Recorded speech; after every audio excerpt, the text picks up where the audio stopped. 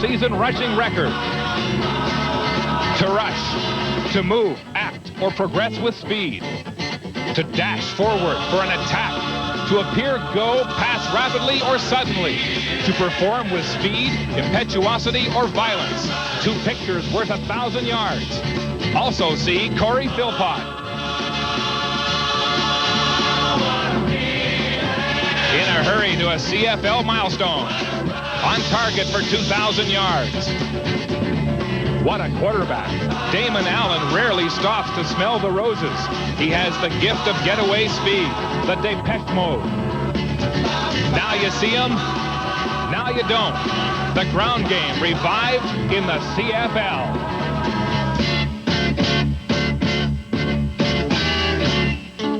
What a rush, what a matchup.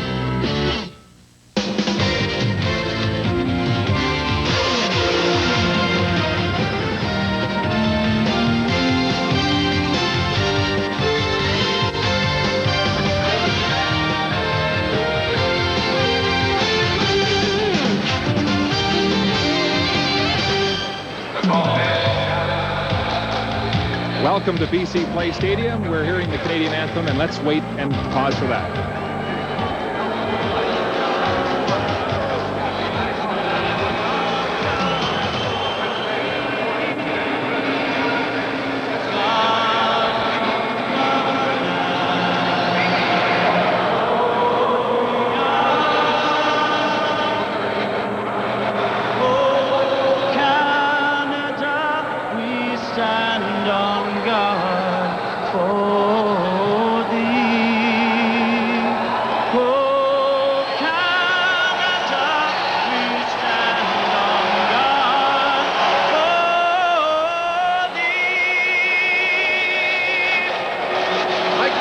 It's Edmonton versus BC, the litmus test for the Lions. They're off to their best start, 8-1-1 since they last won the Grey Cup in '88. And a crowd of about 32,000 is gathered here. They're asking the same question, are the Lions for real? Well, the Eskimos will be the judge of that. And the curiosity is all over Corey Philpott, the young man who appears to be on pace to a 2,000-yard rushing year here in the CFL. Let's look at his progress and compare him with Damon Allen. Philpott with 1,169 yards over 10 games. That's 4 yards ahead of the record-breaking pace set by Willie Burton. And Damon Allen returning to the scene of his greatest game ever last year, October 29th. He rushed for 170 yards against the Lions. That is a CFL record for quarterbacks. So, Damon Allen and Corey Philpott defining the rush tonight. For their thoughts, let's go to the men who'll call tonight's game in the broadcast booth and welcome Don Whitman and James Curry. Gentlemen. Thank you, Mark. Hi, everybody. James, the performance of Corey Philpott this year has resulted in the inevitable comparisons to many of the great running backs in the past. Here in Vancouver, they liken the performance of Corey Philpott to Hall of Famer Willie Fleming, a star with the Lions from 1959 through 1966. A great back of Lion past, but Corey Philpott is the back of Lion present and future. This man has something extra. He has that extra gear. Once he gets in open field, he can accelerate past secondaries, and that's what made him so special this season. His performance last year really didn't give any indication that he was going to have a record-breaking type of season this year. But last year, of course, he was behind John Volpe and Robert Mims. Well, basically a shuffle system that they had with the 3 running backs last year. Came into camp this year. Those other 2 guys were gone. He was the main back. Coach Dave Ritchie said, hey, you're the guy, and he's delivered with 1,169 this year.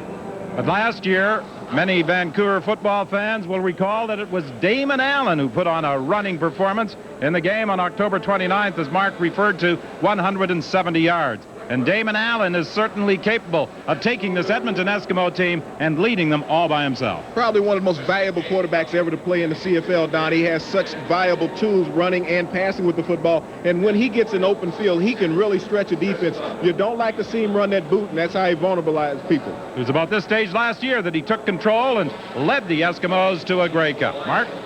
Well, Don, 5 of BC's 8 wins have come against weak teams from the East so far. They face a Western power in Edmonton tonight. A BC win would move them back into first place, 1 point ahead of Calgary. Also tonight, Winnipeg at Hamilton. The Bombers leading the Ticats 25-11 late in the third quarter. Bombers coming off 2 losses. Keithan McCantho appearing to redeem himself in this game. The Ticats were hoping to build on that win over Ottawa last week. On Live at the Half, join us and we'll document the trend toward a return to the running game in the pass-happy CFL, and also a preview of tomorrow's Ottawa at Toronto game at the Sky Dome. We're set for kickoff here at BC Place. Here's Don and James. Thanks, Mark. And the BC Lions will receive the opening kickoff. Merv Fernandez in a new role for the BC Lions in his return to the CFL, a role that we were familiar with when he was here previously. He will be on the kickoff and punt return team. He'll be partnered on the kickoff team with Corey Philpott. So you have two outstanding kickoff returners back for the BC Lions. Fernandez, 24, Corey Philpott, number 6, as Sean Fleming kicks off to get the game underway. The ball bounces to Fernandez at the 20. Fernandez very tentatively running up to the 40-yard line, and that's where the Lions will scrimmage, 1st and 10. Mark Tobert was in to bring down Merv Fernandez. Well, a role that Merv Fernandez is not too accustomed to when you're not used to guys coming at you from all angles and you're only facing defensive backs. This is quite an adjustment, and he's a 6'4" guy, so there's a lot of space to hit on him. Kent Austin, when he was a member of the Saskatchewan Roughriders, came into BC Place Stadium and posted some very impressive passing numbers. He hasn't put the ball in the air as much this season, mainly because the Lions have been operating out of a two-back system, and when you have someone like Corey Philpott, why not give the ball to him? And that's exactly what Kent Austin did. Corey Philpott was telling me he likes to carry the ball about 20 to 30 times a game. So far this year, he's only carried it over 20 times on one occasion. The BC Lions have Mervyn Fernandez at a wide-out position. Matt Clark moves in to take over from Mike Trevathan, who was out with an injury, and Fernandez returns after being out last week against Toronto with an injury. 2nd and 4. Austin is throwing deep for Flutie. He's got it.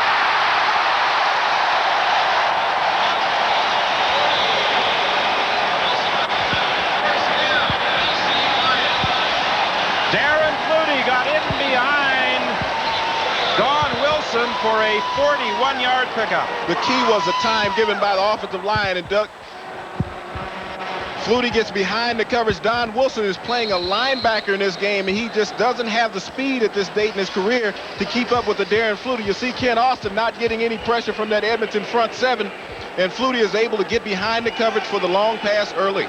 That reception puts him over 800 receiving yards for the season. He could have a career year. The pass is complete to Yo Murphy. Murphy is in the ball game. Trevathan is out with the injury, and Murphy and Clark will rotate at one of the slot back positions. Ed Berry came over to make the tackle, and this is the way Edmonton lines up defensively. Basically, they only play with 2 down linemen. Goods and Woods, Blue and Hutter will move up to the line of scrimmage. Pless will also move up there on occasion. One thing that Edmonton does defensively, James, they give you a lot of different looks. A lot of speed in that defensive coverage, and those linebackers, a lot of interchangeable players, which is key to this defense.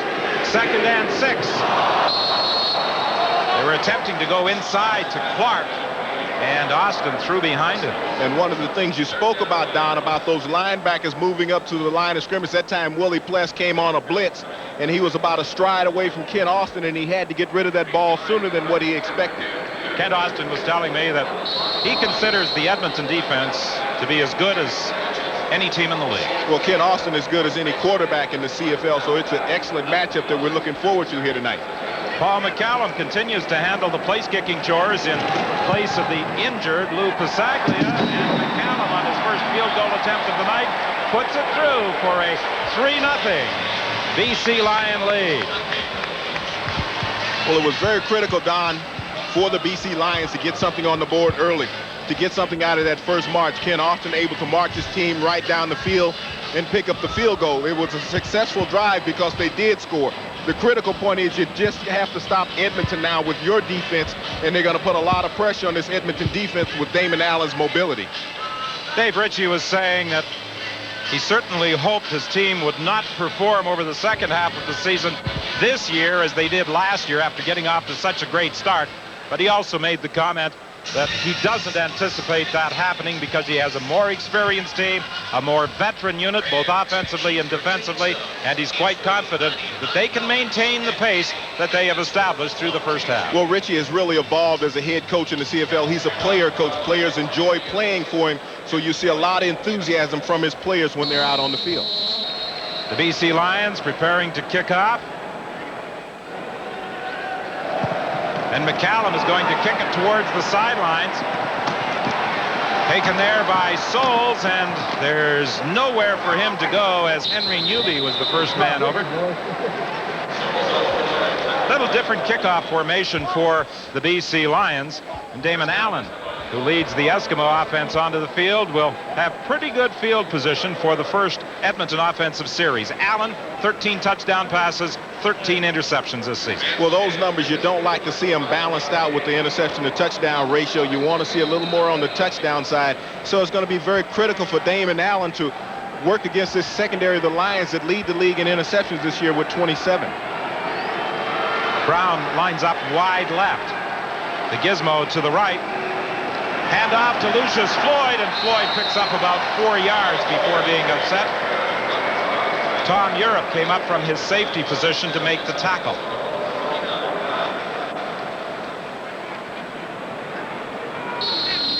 Damon Allen last week ran very well in the return match against the Calgary Stampeders and leading Edmonton to a victory. He was also throwing the ball well. He passed for better than 300 yards. 2nd and 5 for the Eskimos. The ball at the 49-yard line. Movement at the line of scrimmage prior to the ball being snapped. I've always wondered how a nose guard can jump off sides, and he's sitting right over the top of the football as Chadis did that time. It's going to be number 74. Second down repeated. Dave Chaders was guilty of the offside. This is exactly the same offensive lineup the Eskimos put on the field last week in their victory over the Calgary Stampeders.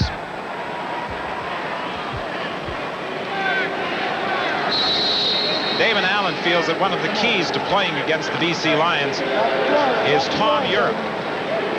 If they move their safety up to the line of scrimmage, or they indicate they're going to be blitzing with him, it might open up the middle for Damon Allen to do a fair bit of running. And Damon Allen keeps on a 3rd down or 2nd down in one play and picks up the 1st down. Don, one of those situations where you think that Damon Allen might want to gamble early in the game. You got 2nd and inches against this defense, and why not go up the top? You know, you've been struggling with your passing game, and this BC defense is right there waiting to be picked on.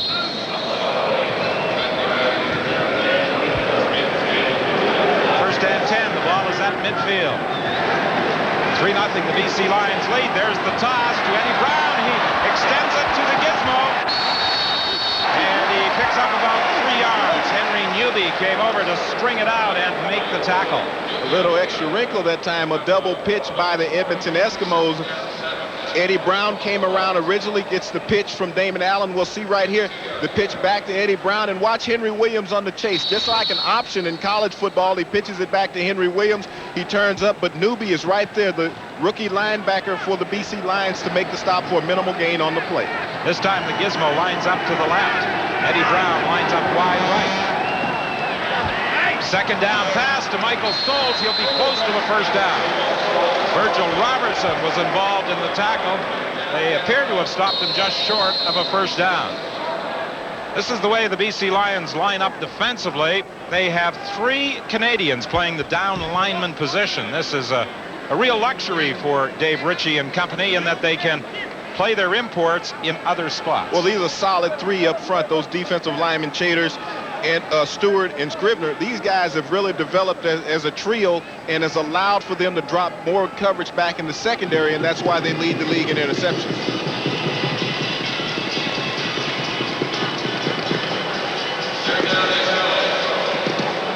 Just short of a 1st down. 3rd and inches for the Edmonton Eskimos. And they're going after it with 9:43 remaining in the opening quarter. Ron Lancaster's team trailing 3-0.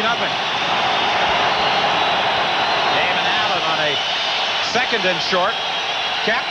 And not surprisingly, the Edmonton quarterback keeps the ball himself and picks up an Edmonton first down. Well, it's really not much of a gamble in that situation. The defensive line has to give the offense a yard, and so Damon Allen can easily sneak that one through and pick up the first down. Now it's going to be critical of what he does with this next series of downs. Now that they're in close to field goal range for Sean Fleming, will he take some chances and try to spread this secondary of the BC Lions out? First and 10 Edmonton. The ball is at the BC 44.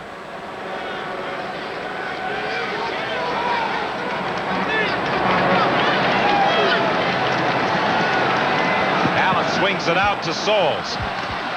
Souls is met by Robertson, and that limits the gain to about 4 yards. Michael Souls had the big game last week against Calgary, scoring 2 touchdowns last week for an outstanding offensive performance, and it's very critical tonight as we see Damon Allen to utilize his backs, Floyd and Souls, coming out of the backfield, because the linebackers for BC like to blitz a lot, and if he can get some mismatches, these guys can run a long way with the football. Second and 6.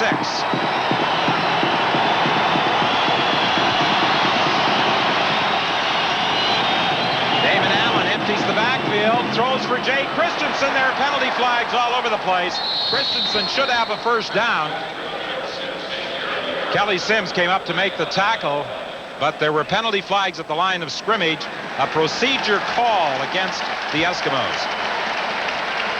A big play taken away from the Eskimos. They came with that empty backfield, and the Lions had some confusion defensively, not knowing who to cover, and Jay Christensen came open in the seam. Edmonton, no end. Second down repeated.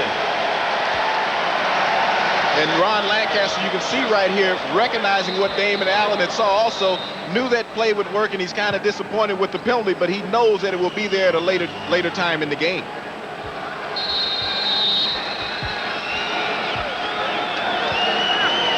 Damon Allen operating from shotgun formation. Second and 11. Allen is throwing deep down the sidelines, and Lee can't catch up with it. Kelly Sims was running with Mike Lee, and it's a third down play for the Edmonton Eskimos with 7:53 remaining in this opening quarter.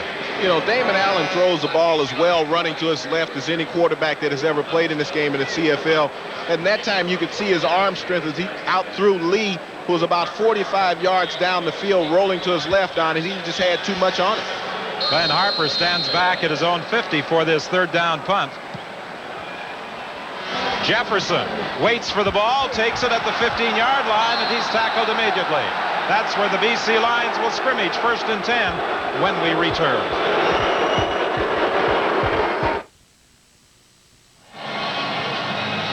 Another gorgeous day in paradise, and so far so good for the Lions. They lead it 3-0 here midway through the first quarter of this football game.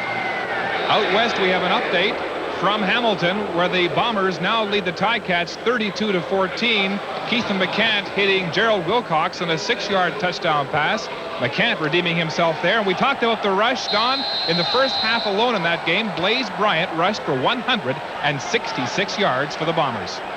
Well, the Bombers over the past couple of years have had success running the ball against the Hamilton Ticats. Mike Richardson had some fine games against the Hamilton Ticats. Glenn Rogers was back defending against Yo Murphy. You wonder about his name, Yo Murphy. That's an unusual first name. His real name is Lou Allen. His younger sister, when they were much smaller, had difficulties saying Lou Allen. She called him Yo-Yo, and it stuck. It stuck, but watch here, Benny Goods, as he sticks right up the middle on Ken Austin right there. Tremendous pass rush by the middle of that Edmonton defensive line. Second and 10. The ball is at the 16. Edmonton showing blitz. Here's the pressure up the middle with Larry Ruck. He didn't get there, but Willie Pless did. Edmonton defensively doesn't have the biggest people in the CFL, but they might be the quickest as a complete unit. Don, that's what you spoke about, the interchangeability of the linebackers, and right here you'll see it. Watch Larry Ruck as he comes up the middle untouched, but see, Willie Pless came from the outside on the blitz also, and as Austin stepped up, Ruck flushed him into Pless, and he picked up the sack.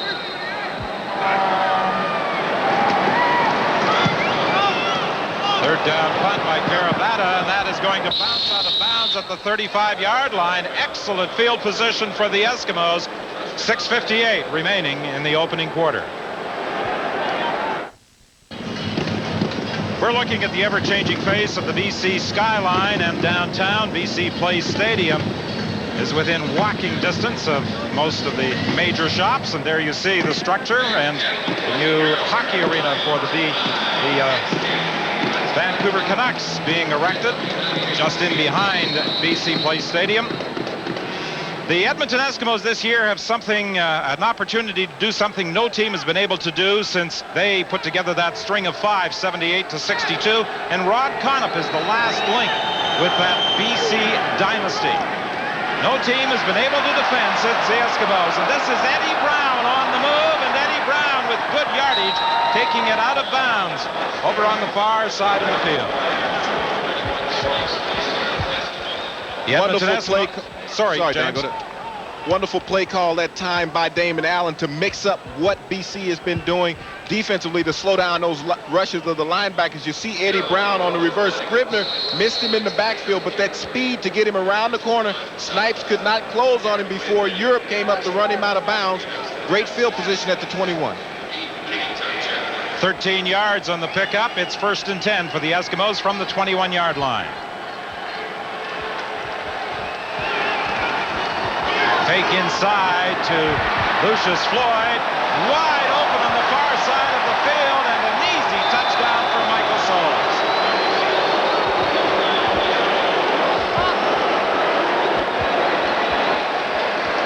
Well, Dave Ritchie can only shake his head at how wide open Michael Soles was, but it was the excellent fake to Lucius Floyd that really set that one up. Well, you can even go back as far as the reverse on the play before, because the play fake the second time to Lucius Floyd, Andrew Stewart just couldn't get there. Michael Soles escaped freely down the back sideline, and he was wide open. When you get linebackers that blitz a lot and you get a fake block at the line of scrimmage like Michael Soles delivered, he escaped out in the flat. 6 points was the result. Glenn Harper will hold for Sean Fleming on this point after. And with 5:48 remaining in the opening quarter, the Edmonton Eskimos now have a 7-3 lead. Michael Soles had a couple of touchdowns, as James mentioned, last week in the victory over the Calgary Stampeders, 38-12. And he has a very easy touchdown that he walked into the end zone against the BC Lions. Well, that was a gift that time. I mean, a blown coverage by the Lions secondary. Damon Allen stood in the pocket and delivered, and that's the key.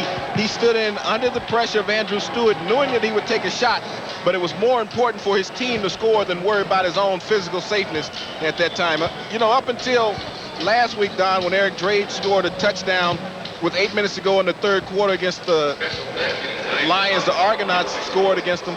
The Lions hadn't given up a touchdown in over 11 quarters of football, and now here in the first quarter of this game, they've given up one against the Edmonton Eskimos. Ron Lancaster last year was concerned through the first half of the season, the way his team was performing. Then after humiliation at the hands of the Winnipeg Blue Bombers, told Damon Allen that he was giving him his head, that it was going to be his ball game to win or lose. They had the greatest confidence in him as a quarterback. Damon Allen responded, and coming off the Grey Cup win, Damon Allen has produced some fine football again this year for the Edmonton Eskimos. Corey Philpott is the return man for the BC Lions, and Philpott is taken out of bounds as he gets up to the 38-yard line. The Eskimos with a 7-3 record, the BC Lions 8-1-1. Calgary Stampeders 9-2. Well, Corey Philpott has been a very important part of this offense this year for the success that they've had, averaging 8.4 yards a carry coming into tonight's game. And when you can get a back that every time he touches the ball, he has you in a second and short situation on average, it's a great attribute for your offense. Ryan Hansen is in the ballgame now, replacing Corey Philpott.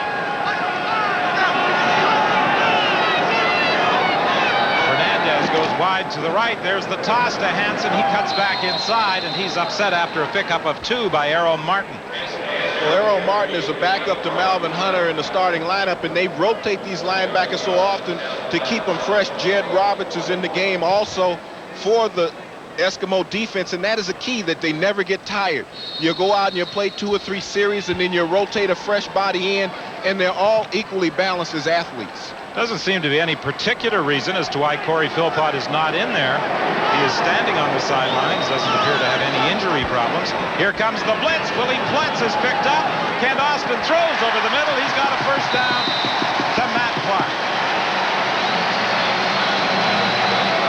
The key to both defenses is that they like to blitz. They like to bring the linebackers. We'll see Philpott coming back on the field right here. But Willie Pletz, as you said, came, vacated the middle. You'll see him coming from the right of your screen. Ken Austin picks up Clark, crossing in that same spot where Pletz would have been if he had not blitzed, and picked up the first down. Philpott into the ball game now. First and 10 BC. The ball is at the 51. Penalty flags. There was movement at the line of scrimmage. Philpott got the ball. Penalty call against the BC Lions. I think we're going to get the right guard here. Denny Chronopoulos jumped a little early that time.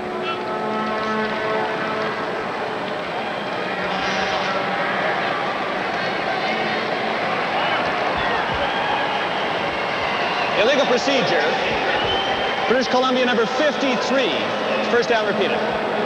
With the procedure call against Chronopoulos, that takes the ball back to the 54-yard line. It will be first and 15 for the Lions with 4:13 remaining in the opening quarter. Chronopoulos was a player who came over to the BC Lions in a trade with the Ottawa Roughriders. Ray Alexander is caught by Larry Ruck. He managed just a couple of yards before being wrapped up. Well, we talk about the linebackers for Edmonton. Larry Ruck that time coming from his inside linebacker position on a slip screen underneath. And that time, Alexander came underneath, and Ruck was right there to meet him for only a 1-yard gain on the play. Larry Ruck came into this game tied for the league lead in tackles with 60 tonight. He has been playing very well this year for the Eskimos. He's been playing very well, as a matter of fact, throughout his career in an Edmonton uniform. Ken Austin is under pressure. He's going to be forced to run, being chased by Willie Pletz. And he's going to be stopped short of a first down. He tried to dive forward, but was taken down at the 45-yard line. Ken Austin showing quite a bit of mobility right there. Last week he ran for 29 yards versus the Argos, and he had an 11-yard run, his longest of the game. You'll see him right here as he escapes right through the middle of the pocket. He comes up, breaks to the sideline, but Willie Pletz, relentless in his pursuit, tracks him down before he can get to the first down sticks. 3:12 remaining. Austin not nearly as fleet of foot as his Edmonton counterpart, Damon Allen. Yeah, but I like to see what he can do with his arm on nights. Julio Caravetta stands back at his own 51-yard line for this third down punt. The Gizmo is the lone man back. 23 career punt return touchdowns for Henry the Gizmo Williams.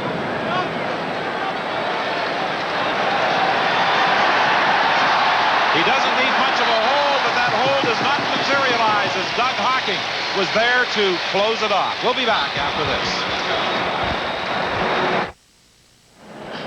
In most Canadian cities, they pray for a day like this when the football team is playing at home so that the fans will come to the game under ideal conditions. In Vancouver, on a day such as this, they feel it tends to keep the spectators away from the dome. Well, with the amount of rain that you get out here in Vancouver, and you get such a lovely day as we had here today, Don, I saw you walking around with your sunscreen in your hand and everything, and it was just gorgeous outside today. Now, the Lions were kind of hoping that it might rain today. They thought that might attract a few more fans to the dome. Henry Newby, who has been all over the place making tackles, brought down Lucius Floyd. Of the top 17 rushers this year in the Canadian Football League, Lucius Floyd is the only runner who does not have a rushing touchdown. Well, we see Henry Newby right here, the rookie linebacker, getting his reads, getting off of Chris Morris, the offensive tackle, helping out on the tackle right there with Ford, the linebacker. Newby, you know, is one of the 3 starting rookie linebackers that the Lions have. They feel as the year wears on, they'll be really good. Their defensive unit is very aggressive.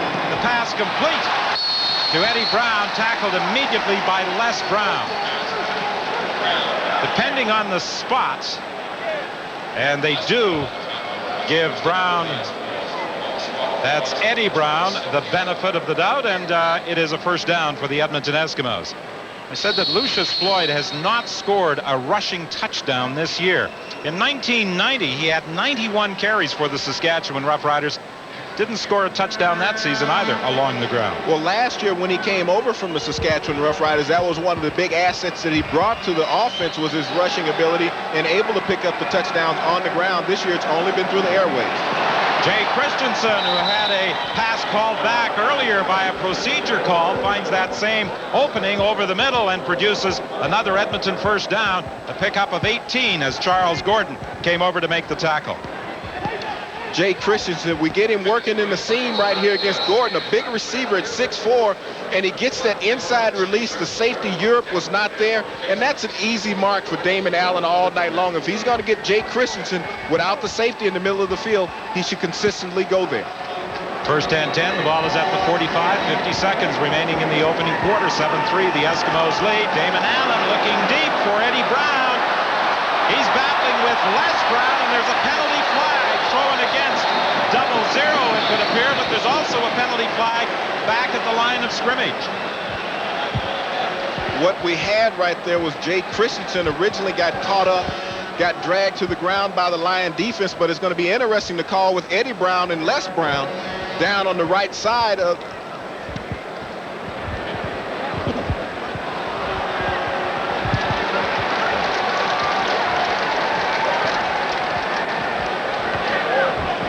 Bud Steen is the referee tonight. We have illegal contact on an eligible receiver, British Columbia, number 94. We also have offensive forward pass interference, Edmonton, number 4. Replay first down. What we actually got out of that was Jay Christensen was dragged down at the beginning, but watch Eddie Brown at the end of the play right here push off of Les Brown and push him down. Great inside position by Les, and that's how you play defense. If there's ever been a better defensive back than Les Brown in the CFL, you'll be hard-pressed to find him. Lucius Floyd picks up 5 yards to the 50-yard line. It will be 2nd and 5. Glenn Scrivener came in to make the tackle. Lucius Floyd and the Giz celebrate in the end zone when they score touchdowns. Les Brown, 00, quite an outspoken individual. The all-time leader in the CFL in interceptions. And this year he has picked off 9 more. You know, a lot of times they say when you have a lot of interceptions down is that they throw at you often. But the true trademark is that even if they throw at you often, you're able to pick off some of them. Damon Allen is being chased by Stewart. He throws it down the sidelines, and he was fortunate that this did not draw an intentional grounding penalty. But that is the final play of the opening quarter here at BC Place Stadium. And the Edmonton Eskimos lead the BC Lions by a score of 7-3.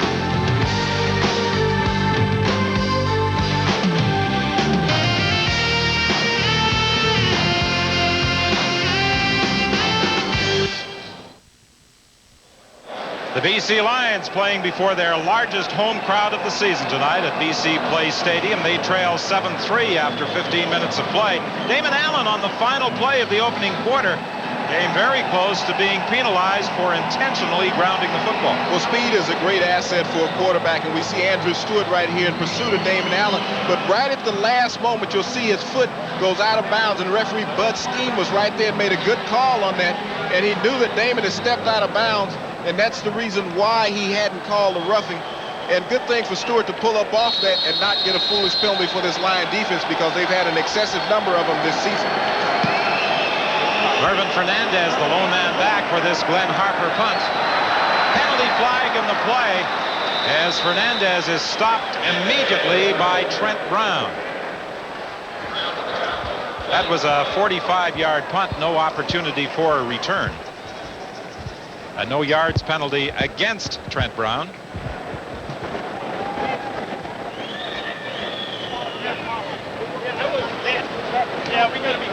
No yards. Edmonton, number 28, 15-yard penalty, first down. 15-yard penalty improves the BC Lions field position. This is the statistical story of the opening quarter in tonight's football game. Not really a whole lot between the two teams. The Eskimos with 2 minutes and 20 seconds time of possession more than the BC Lions.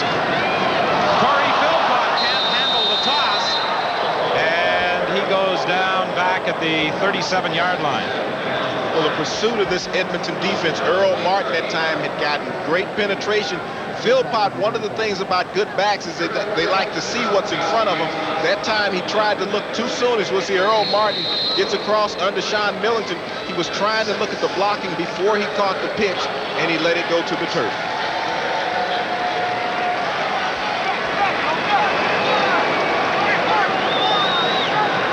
Second and 16. Austin from the shotgun looks to the sidelines for Darren Flutie. He got away from Holland, but then he went down, and they're ruling that he went down at the 44, and there's also a late penalty flag as Flutie was decked as he went out of bounds. Well, they throw a late flag on Don Wilson. We look like we have a holding call in the interior of the BC offensive line, and the call with Wilson came. He was hustling. Flutie was still running. Sometimes players can't hear. We have a large crowd at BC Place here tonight, and sometimes those whistles get drowned out by the officials.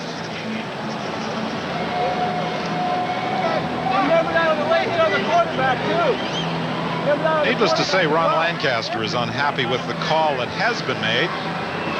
Let's find out what it was from Bud Steen. Holding, British Columbia, number 55. We have major foul, unnecessary roughness, Edmonton number 10 after the play. Net application of penalties, 5 yards from the point of last scrimmage, and first down, BC.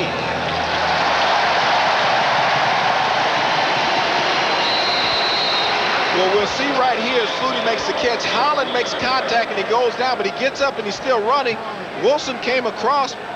Very questionable call right there. I've seen a lot worse hits not be called, and Don Wilson really didn't put anything extra on Flutie on that play. Fernandez, the receiver. Fernandez takes an initial hit from Holland, and then he's forced out of bounds by Ed Berry.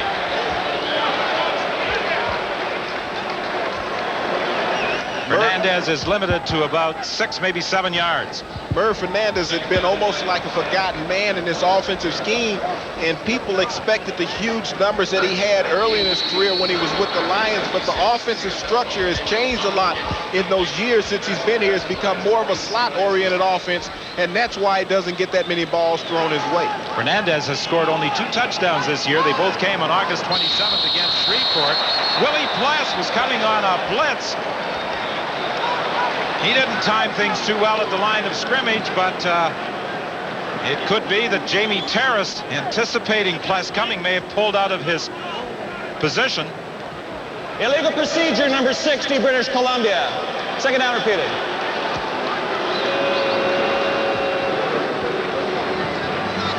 BC, the most penalized team in the league. And that's an area that has concerned Coach Dave Ritchie. Well, Don, when you look at those penalties, they can either kill an offensive drive or aid an offensive drive for your opponent, and BC has seen that tonight already. They've had 2 in this last play series right here. Larry Ruck again at the line of scrimmage indicating blitz, and with Ruck coming, Austin was forced to hurry the throw, and he underthrew the man he was looking for along the sidelines. You have to be impressed with the defensive game plan tonight of the Edmonton Eskimos. They have kept Ken Austin off balance with the blitz from the linebackers, and we've seen series of all the different linebackers coming, so they haven't been able to draw on one particular key on who's going to come, and that time Larry Ruck came freely.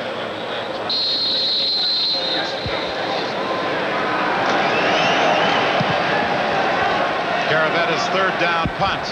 Bounces to the gizmo. 2 players inside the 5-yard area. Look out!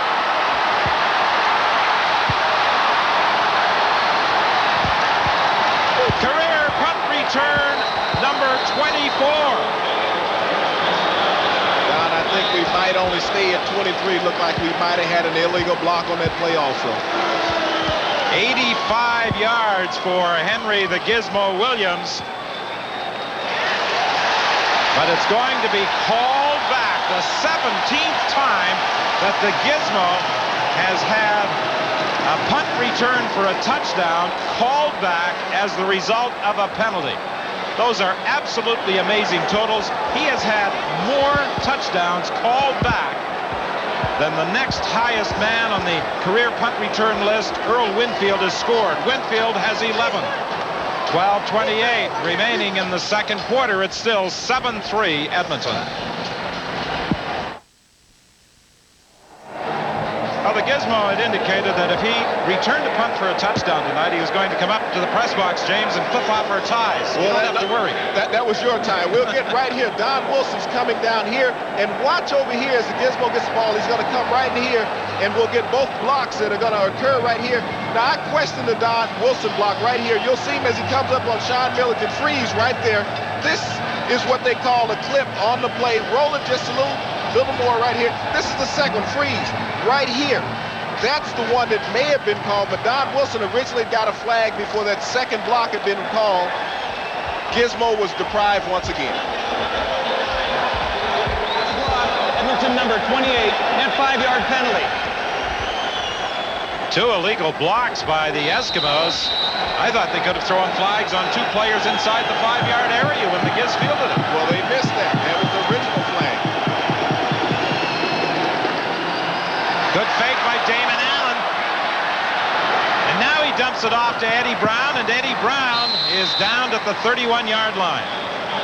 Charles Gordon came up to make the tackle. Don, you really just have to be impressed with the mobility of a Damon Allen when he gets back. He came with 2 play fakes on that. Really had the defense off kilter, not knowing what to expect from him.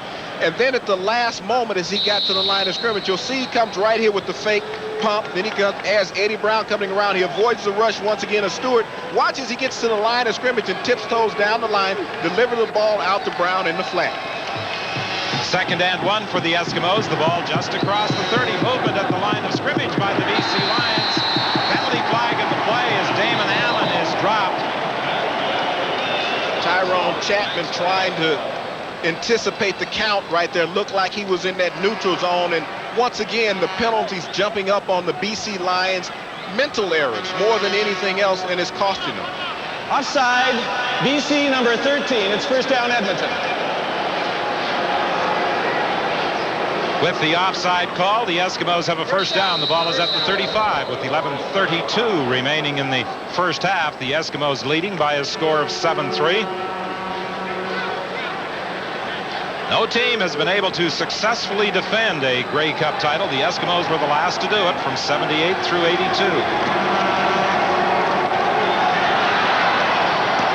Souls is wrapped up almost immediately by Charles Gordon.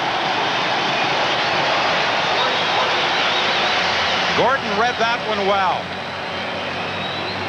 Gordon has had a resurgence in his career since coming to BC from the Ottawa Rough Riders. He's really blossomed into a fine halfback this season. You'll see Damon Allen comes up, but Michael Souls gets the ball in the flat, but Gordon does an excellent job of closing. Watch Damon Allen as he delivers the football and takes this hit right there from Newby, the outside linebacker. Damon Allen can't afford to take many of those shots tonight. 2nd and 10. Allen steps up into the pocket, throws, and completes the pass. And that should be a first down. Mike Lee tackled by Henry Newby. That's the 4th tackle of the ball game for Newby. Newby has been a force tonight for the Lions defensively. He's been all over the football field, and that's what Coach Dave Ritchie had talked about, the young legs of his linebackers this year compared to the veterans that he had in last year. They sort of hit a wall once they got to the spot where they'd made the playoff. These guys are only getting better.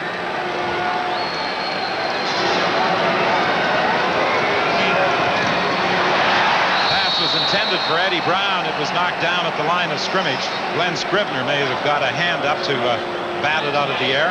And he's also going to be the one that got a hand forward and was offsides on the play. So he had one and he got the detractor for the other. And once again, another penalty by the BC Lions. We see Allen as he goes back. Offside, BC number 72. First down repeated. Boy, those penalties have really hurt the Lions in tonight's football game. They are starting to mount already, and we're only in the second quarter, but what they do is that they keep drives alive, and for the Edmonton Eskimos, it's a big plus, the mental mistakes by the BC Lions. 1st and 5 from the 51. Hand off to Lucius Floyd. Floyd is able to turn the corner and turned it into a first down as he takes the ball to the 46-yard line, brought down there by Angelo Snipes. Excellent read of Lucius Floyd by the blocking of his offensive line. Watch, this play is originally designed to go inside. There's not an opening. He's able to scrape. Blake Dermott gets a good seal block on Glenn Scrivener, and Floyd is able to turn the corner, gets a good block from Eddie Brown downfield, and he gets the ball to the 45. Floyd's best season as a running back was in 1991 with Saskatchewan when he ran for 677 yards. Incomplete. Almost picked off by Les Brown. Excellent coverage as Les Brown came very close to getting his 10th of the season. As with the gizmo you get with Les Brown, the veteran cornerback out of Colorado State, he has probably dropped more than the next players ever picked off, but that time Les made a tremendous read on Damon Allen that time. He got inside of the gizmo. Early he diagnosed where the play was going to come to, and Les read it perfectly.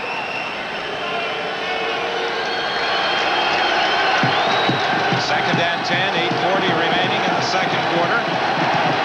Williams takes the little swing pass and only gets a yard before he's brought down on the far side of the field by Les Brown. You know, Don, I've really been impressed with the game that Andrew Stewart has played tonight from his defensive end position. He was a key to that play because he got an arm on Henry Williams as he tried to turn the corner. He has been all over quarterback Damon Allen, and that time his excellent pursuit from his down defensive line position to catch Henry Williams. 2 CFL record holders involved in that play. The man with the most punt return touchdowns and the man with the most interceptions, as Harper's third down punt, angled towards the end zone, is taken and then fumbled out of bounds by Mervyn Fernandez up at the 5-yard line, and that comes with 8:19 remaining in the half.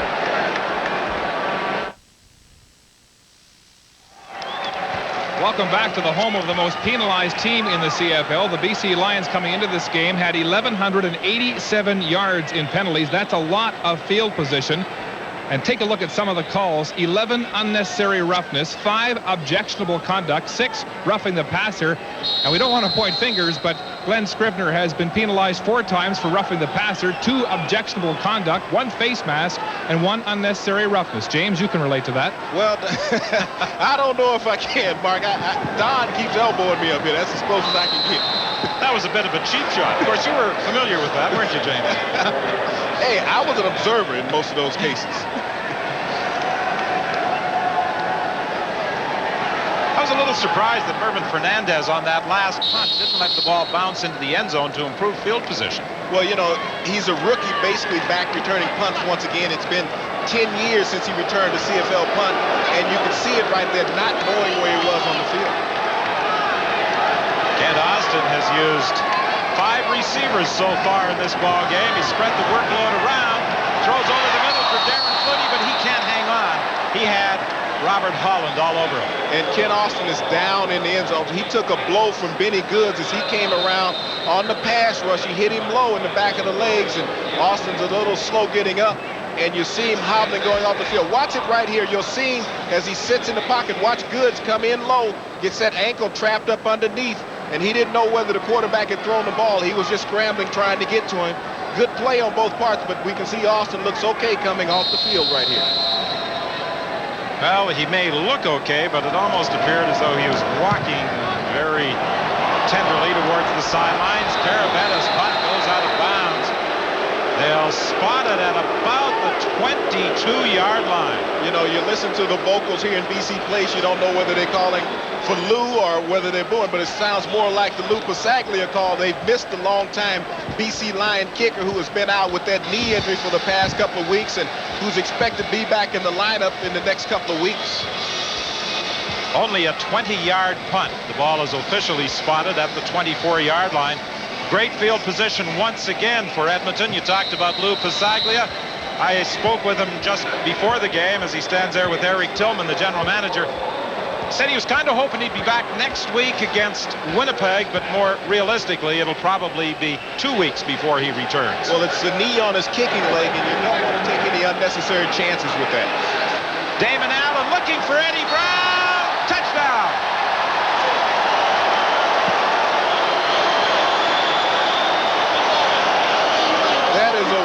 beautiful play by the Edmonton offense to be able to go down and take advantage of the poor kick on the first play. Damon Allen showing that arm strength, being able to throw to the left, and Eddie Brown going down. Looked like he got both hands under that football. It's going to get an interesting look at it right here as we see Eddie Brown. Damon Allen rolling left, has a gun, and he lets it fly, but let's see the end of the play right there.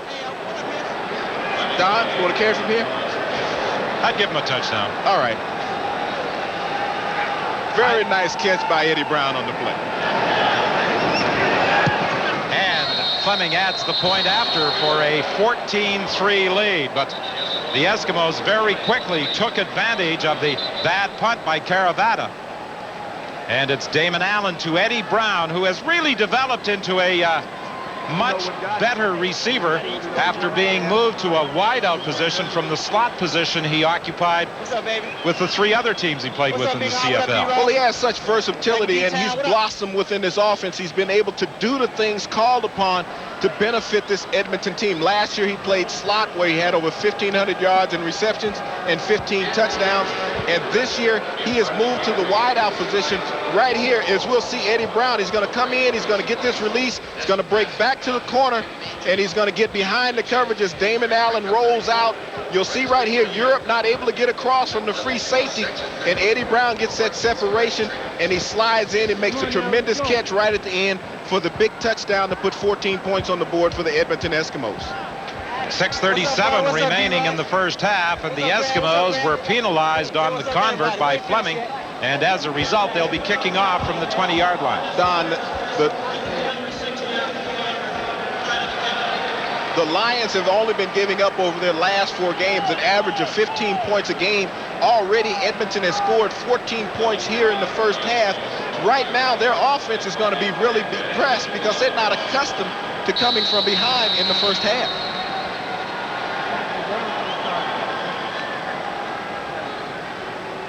Philpott and Fernandez are back. Philpott takes it at the 35-yard line. He ran into a couple of his own people at the 49.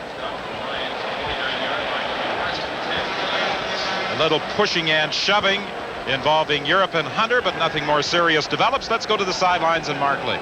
Don, I'm with Jim Sandusky, who's recovering from back surgery. Jim, Damon Allen says you're his second set of eyes out on the field. You help him read defenses. What is your role here on the sidelines when you can't play? Well, to help out as much as I can, be able to see things that they might not be able to see from where they're at, be able to tell them exactly how they're playing certain defenses, and just help them out, give them moral support.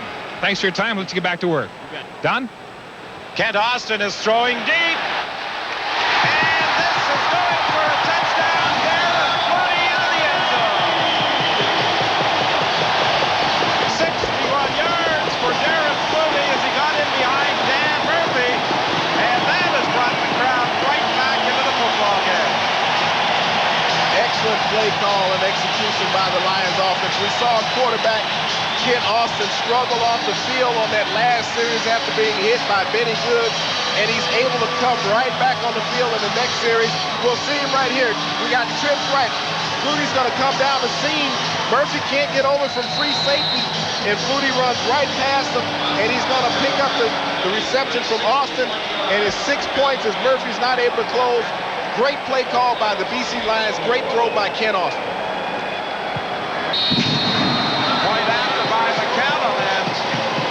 It's now a 14-10 football game with 5:56 remaining in this first half. Darren Flutie now with better than 100 receiving yards. The 3rd time this season that he has had more than 100 yards in a game. And at his current pace, he is going to have a career season. Well, we look at him right here sitting in the slots. He's the middle receiver in that 3 as he runs past Holland, but Murphy can't get over, and your free safety has to be able to come across the field and make that play. And you'll see right here, jubilant Darren Flutie. Look at quarterback Kent Austin, knows that he has his man, and he turns around with jubilation to this huge crowd at BC Place and says, yes, I got the job done.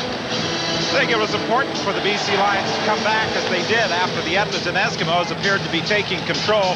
The 7th touchdown of the season for Darren Flutie. If you project his numbers over the full season, he will wind up with 1,413 yards, his career high, 1,336 in 1992. Well, after watching his brother last night throw for just under 400 yards, he couldn't let the family back home say, hey, only one Flutie's getting the job done. Again, the ball is kicked to the sidelines, and Michael Souls fields it, but again has nowhere to go. But the Eskimos will have pretty good field position at the 46 when we return. A beautiful September evening on the West Coast, and the large crowd gathered inside the dome with the Lions trailing by 4. Jim Sandusky is on the sidelines of the Edmonton Eskimos. Ron Lancaster says he does a fine job on the sidelines working with the other receivers. Sandusky has 39 career receiving touchdowns. Brian Kelly is the all-time league leader with 97. And you see where Sandusky rates among other outstanding Edmonton Eskimo receivers. Lancaster said that when Sandusky is in a game, he's almost like an extra coach on the field. He reads things so well. This pass was intended for Lucius Floyd, but he was out of bounds. While Sandusky would probably tell you that he will be able to return next week, Ron Lancaster was telling James and I yesterday that more realistically, it will probably be the 9th of October in Hamilton when Sandusky returns. Well, you know, when you talk with Coach Ron Lancaster, and he explained that players will always tell you that they can come back sooner than what the medical staff say that they can. And Ron Lancaster knows the importance of a Jim Sandusky to his team, and he won't take any unnecessary chances in rushing him back in the lineup. 2nd and 10. He was looking for Mike Lee, and it was Henry Newby who had dropped back into that zone coverage and almost picked it off. Well, Mike Lee that time knew that Henry Newby was in the area, and he ducked as the ball came because he was expecting to hit. We'll see it right in the middle here as Newby drops back. If we can get a freeze right here, we'll see Newby as he comes up on Mike Lee, and Mike Lee didn't make an effort of going after that football like he should. Fernandez waits for Harper's 3rd down punt at the 20-yard line, and he is going to lose yards as he is taken down by Bruce Dixon as he attempted to get wide. Dixon is one of those players in the Edmonton Eskimos scheme who works primarily on special teams, and he does a fine job for the Eskimos in that role. Well, we'll see James Jefferson right here getting into it. Defensively, he took a shot from Earl Martin, and he didn't like it right there at the end. And he's one of those veteran players who has come back to the CFL after a stint in the NFL with the Seattle Seahawks, and he's been a much welcome addition in this BC Lions secondary to help shore it up from those weaknesses that they had last year. Jefferson was saying that he felt he was a victim of the NFL salary cap. A lot of people felt that. Austin has completed his 7th pass of the night, but Ray Alexander isn't going anywhere as Willie Pless read that one perfectly. Don, you have to really enjoy watching these Edmonton linebackers playing. Willie Pless, Larry Ruck, Malvin Hunter, Earl Martin, Leroy Blue. These guys are all over the field making plays. They're a couple of the top tacklers in the CFL. And Willie Pless, you saw how well he read that play, and he was there to stop him before he could even get untracked. Right Pless at the right time. Close. 2nd and 10. Austin from the shotgun. Austin looks over the middle, and he was trying to hit Yo Murphy. It was beyond his reach. That's what happens when you get a young receiver that you haven't worked with often in your offensive scheme. And Yo Murphy, an excellent young receiver, but he hasn't had that many timing plays working with Ken Austin. You'll see Austin right here, the offensive line doing a fine job of protecting him. He just leads Yo Murphy too much on that play, and Yo laid out, he sacrificed, he just couldn't get there. Murphy hasn't played since July the 22nd, or 21st. He's only played 2 games this year for the Lions. Caravetta has had some problems kicking the ball, but this is a beauty. The Gizmo looks for his blocking to form, but it does not develop, and Sean Millington is there to make the tackle. 3:49 remaining in the first half. That was a 44-yard kick by Julio Caravetta. You remember Julio prior to the game talking about it? He had an opportunity to come in and play some quarterback against Shreveport, and Coach Dave Ritchie gave him a call from the sideline. And tell us what happened on that, Don. Ritchie at the 2-yard line called him over when he was playing quarterback and said, run the slant play. He ran out on the field. He's said to himself, to heck with this. This might be as close as I'll ever get to scoring a touchdown. He's like, called the wedge, and I scored the major. His first ever professional touchdown. Pass was intended for Henry Williams. If he hadn't have scored, I wonder what Ritchie might have said to him. Well, I don't think he'd have gone back to the sideline, because when he scored, he was at the right side of our screen going towards the locker rooms. He might have just ran right in there. Damon Allen has completed 10 of 15 tonight, 2 touchdown passes. His last 3 passing attempts have missed the target. But the 2 touchdowns with 0 interceptions is the most telling statistic of that whole graph. He now has 15 on the season. That's touchdowns against 13 interceptions. He won't get a chance to throw. He's caught by Glenn Scribner.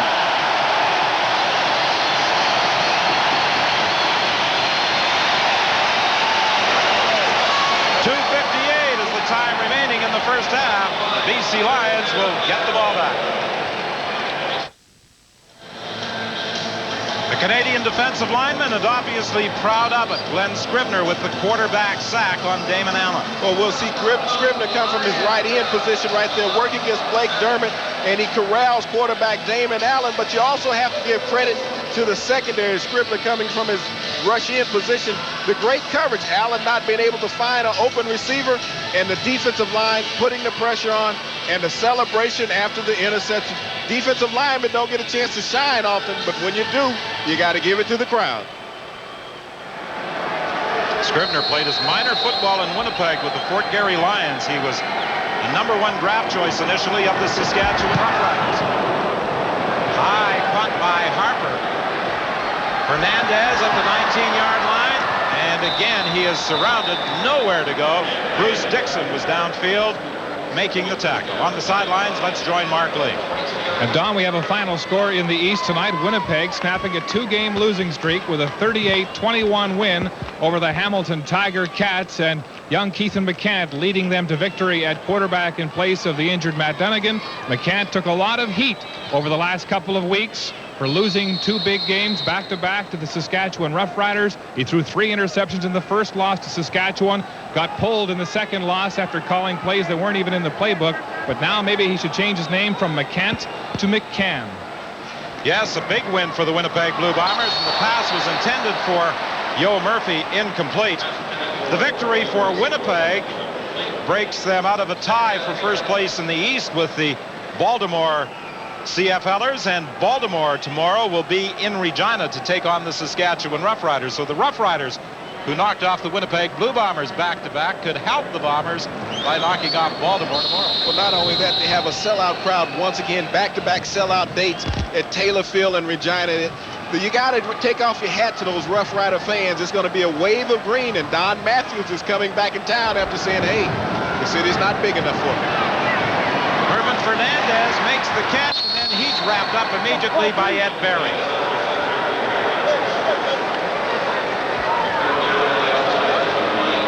Ed Berry in some discomfort, and he is going to go down and out of the ball game for at least 3 plays. That will likely mean that John Kalin will come into the ball game as his replacement. Well, this is one of the things that they don't want to do, is lose Berry out of the secondary, because they dressed an extra linebacker tonight, and that's going to put a weakness. Trent Brown is the only extra defensive back that they dressed for the game tonight, and that will put a lot of extra pressure on the cornerbacks for Edmonton. And Kent Austin, you know, if he finds a weak spot in your defense, he'll take advantage of it. Go on, Stark!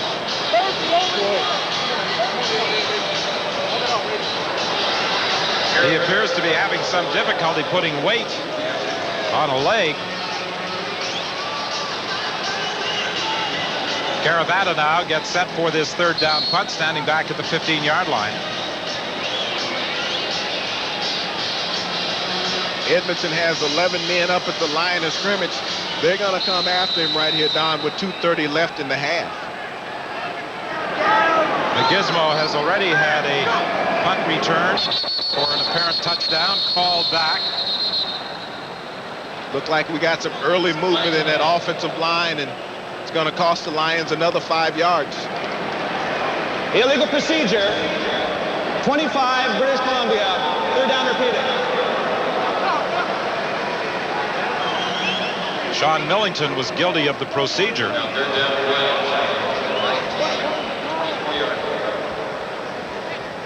Another mental mistake by the Lions, once again being penalized. Coach Dave Ritchie can't be too happy about that.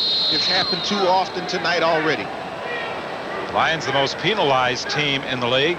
Coming into this game, the Eskimos were the second least penalized team in the league.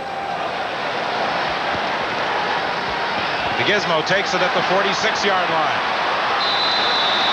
And his return is limited to about 6 yards by Tony Collier. The Gizmo was unhappy with something that took place at the tail end of that attempted punt return.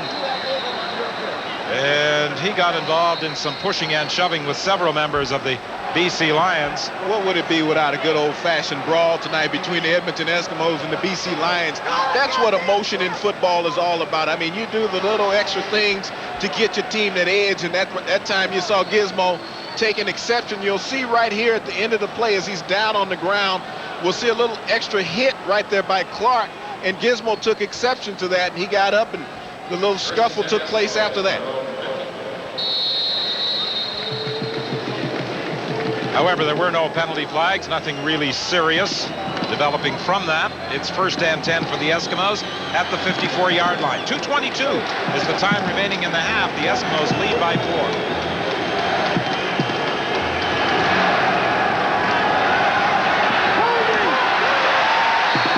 Boy, Lucius Floyd had nowhere to go. David Chaders went out from others. Came over to finish it off. Stewart was also there. Right here we'll see Floyd, but watch Andrew Stewart seal the corner. He'll come from his left end position right there. He holds off Morris. Floyd has no place to go, and Chaders closes. Great play by that front three of the BC Lions. You had in that time Stewart, Chaders, along with Peterson playing the defensive front.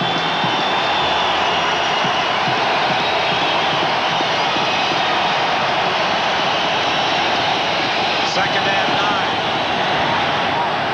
Over the middle is complete. It looks as though it's short of a first down to Lucius Floyd as he was tackled by Tyrone Chapman. You know, this is an interesting position. Do you gamble if you're Coach Ron Lancaster? You got a 3rd and 2. You're at the 48-yard line. You send in the kick team, Glenn Harper. Right there you see Floyd being tackled short of the first down by Chatham, but watch Damon Allen. The pressure from Angelo Snipes. They've been relentless in their pursuit of the Edmonton quarterback all night, Don, and he's been taking a toll of hits. And Angelo Snipe was the latest to deliver one on him.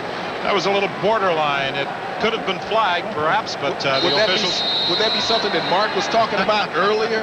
Cheap shots, things like that? Glenn Harper stands back at his own 46-yard line. His longest kick of the night, a 45-yarder.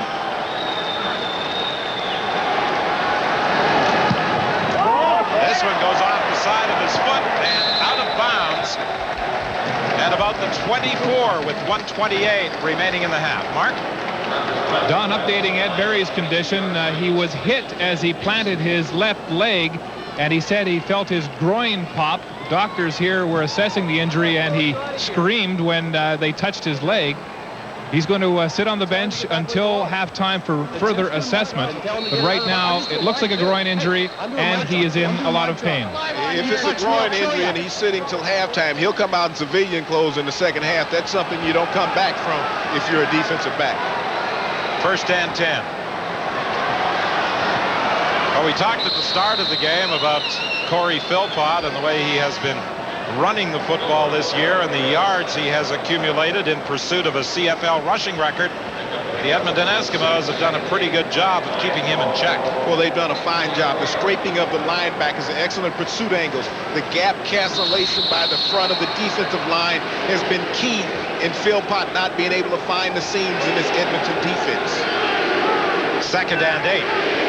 Philpott hasn't had as much work in this game as he may have anticipated. Don Wilson coming on a blitz. The pass complete to Mervyn Fernandez, and Fernandez takes it out of bounds at the 35. First down, BC. Well, the adjustments that Edmonton had to make in the secondary, Ed Berry is not on that corner any longer, and that's where Ken Austin went to in his first time back in. You'll see right here, he has the time. Don Wilson came on the blitz. Fernandez is out there uncovered. Holland not able to close quick enough with the help from Murphy, Trent Brown that time just doesn't have the speed to stay out there with him. Fernandez this time lines up wide left. Ray Alexander to the right. Pass was intended for Alexander, and there was some miscommunication between Alexander and the quarterback, obviously, because the pass was nowhere near Alexander, and Austin was lucky it wasn't picked up. Well, Alexander came back. Austin went up on it. Just a miscommunication, but what he's doing is going where Berry vacated at that left corner position, and that's what you want to do if you're a quarterback who understands what the defense's weaknesses are, and that's where Ken Austin is trying to go. Offensive coordinator John Payne said he has been around very few quarterbacks who understand the game as well as Ken Austin.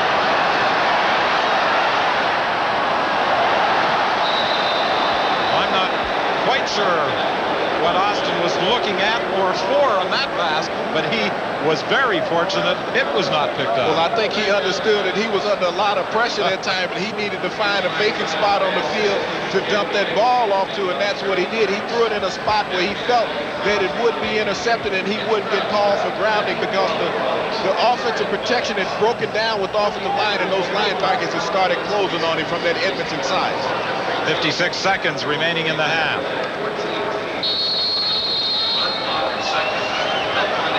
Caravana below his seasonal punting average in tonight's ball game. Ryan Hansen going back behind the punter. He's onside, but he won't get a chance to play it as the ball is going to bounce out of bounds. A short kick of only about 15 yards.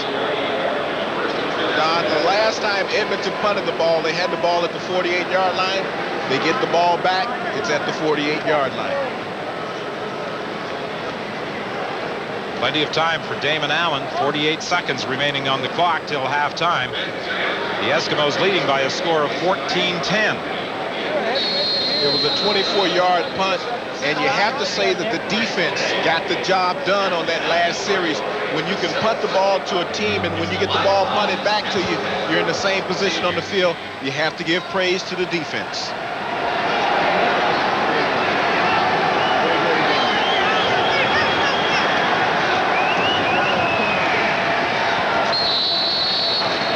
Was trying to swing it out to Michael Soles, and Charles Gordon was right on top of him, and Soles had no opportunity to run with the ball. He had to extend himself to make the catch. This all-Canadian defensive front of the Lions have been all over Damon Allen tonight. That time Stewart, once again, just a step short of picking up a sack. He's been all over Damon Allen, and he's taken a lot of blows from this defensive line. Soles lost a yard. It will be 2nd and 11. Allen looks over the middle, incomplete. He was trying to hit Lucius Floyd. So it's 2 and out for the Edmonton Eskimos with 26 seconds remaining in the half. That pass may have been tipped at the line of scrimmage because he had Floyd running wide open in the seam, and Damon Allen is a little more of a pinpoint passer than that. You can see that ball drift a little bit.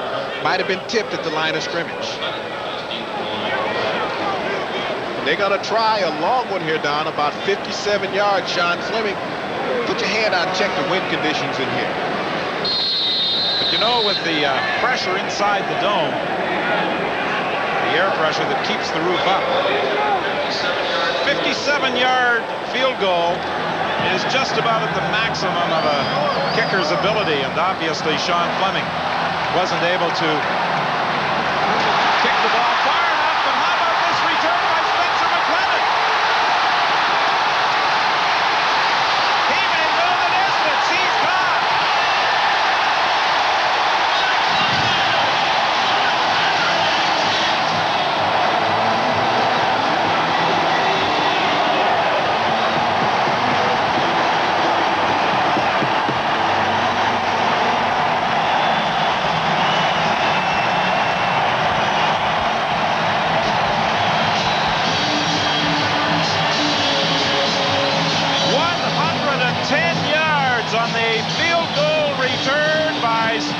McLennan, and the BC Lions have the lead with just 3 seconds remaining in the half. Well, when things are going well, sometimes you get production from unexpected sources. Well, good teams find ways to win in certain circumstances. And right there, we saw it on the return. We'll see on the replay where the Edmonton specialty team didn't hustle down the field. The key was, with the point after. Normally, Don, you'll bring in your punt team in this situation. Watch right here. You'll see the guys, they're all clustered up right in here. He's going to come up, he's going to get a lane, and the kickers are going to try to come across and cut him off, but they just don't have the speed. You'll see right here as he comes down the field, the guys don't fan out. He finds a seam. These guys are not accustomed to coming down, covering a kick returner.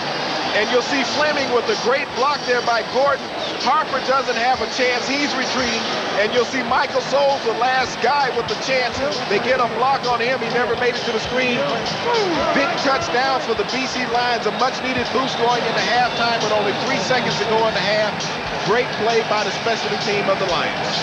You think that football is going to find a spot on the mantelpiece in the McLennan home? McLennan, one happy young man, probably the biggest play of his pro career, coming against this large crowd at BC Place right before halftime. What a magnificent job of reading and picking up his blocking to follow it down the field, to find the seam, to get to the sideline and outrun the coverage. The junior graduate of the Okanagan Sun, Spencer McLennan, with a 110-yard return for a 17-14 lead.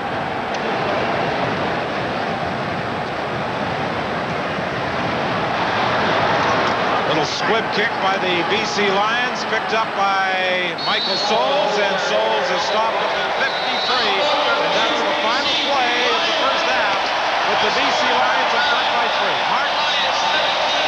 Don, the Lions are getting a standing ovation as they head to the locker room, and the fans are getting their money's worth. BC leads by 2, 16-14 over Edmonton. Stay tuned. Live at the half is next.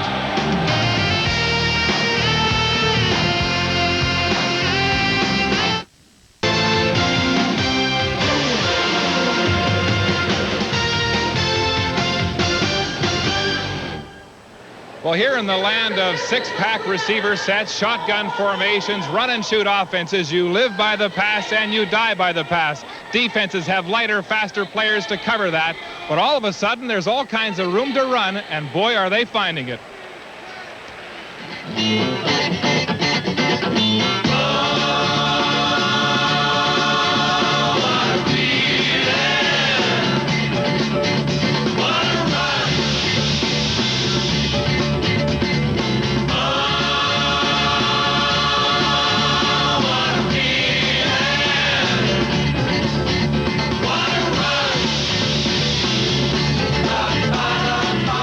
The pursuit of Willie Burton and a record that seems safe in the pass-happy CFL. Corey Philpott got his grounding at Ole Miss, 6 yards shy of 1,000 in his senior year.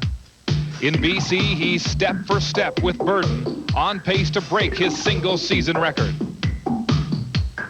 The most exciting yards for me is when I can hit the hole and make 2 guys bounce off and still get about 5 or 6 more yards before bringing me down. No less than 4 players are projected to rush for more than 1,000 yards. Philpott could double that. CFL teams are rediscovering the run and about face on offense. I think it's really the way the defenses have changed and geared to play the pass that it's opened it up to the run. Well, a lot of my running is reaction or, trying to keep a drive going. So I never go out looking to run, and there's times that there might be a play call that it's called for me, but most of the time is broken plays, seeing a big hole, and take what they're giving me. I think the keys in most offensive coordinators' mind is to pick up positive yards in first down, come up with a second and medium to second and short, where now we have a two-way goal. We could run the ball, we could play action, we could throw the quick pass. Even Calgary, the CFL's most prolific passing team, has brought more balance to its attack on offense. Running back Tony Stewart has the first back-to-back 100-yard games for the Stamps since Burden in '75. On the days when it's a very windy day and you have to go into the wind for 2 quarters of the football game, you're going to need to run the ball to control the clock a little bit, work the clock down, and then score your points when the wind is at your back. U.S. expansion has brought with it American influence on the Canadian game. More running plays, running backs carrying the football as often as 20 times a game. A throwback to a bygone era.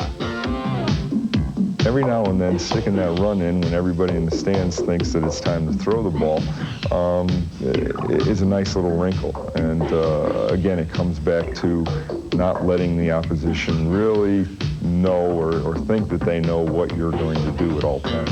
So the quarterback with the ability to run, and they have one running back that's got that ability, you have a better chance of moving the football than a team that's more one-dimensional. As Corey Philpott approaches Willie Burden's record, the Lions will be equipped should they venture outside the dome on the road to the Grey Cup. If I rush for over 2,000 yards, then it goes to show that we got a great running game and that we can run on teams, and it'll come down to getting into the Grey Cup that we'll be able to run and throw. So that's just like I say, so many weapons that we can use, and when a team can't stop that, then we're unstoppable. Call it the Live at the Half jinx. We do a big feature on Corey Philpott, and we take him right out of the game. In the first half, Philpott had 4 carries for just 2 yards. He's going to need a lot better running in the second half if he's going to stay on pace to catch Willie Burden's all-time record of 1,896 yards. At the half in beautiful BC, the Lions lead the Eskimos 16-14. We'll be back after this.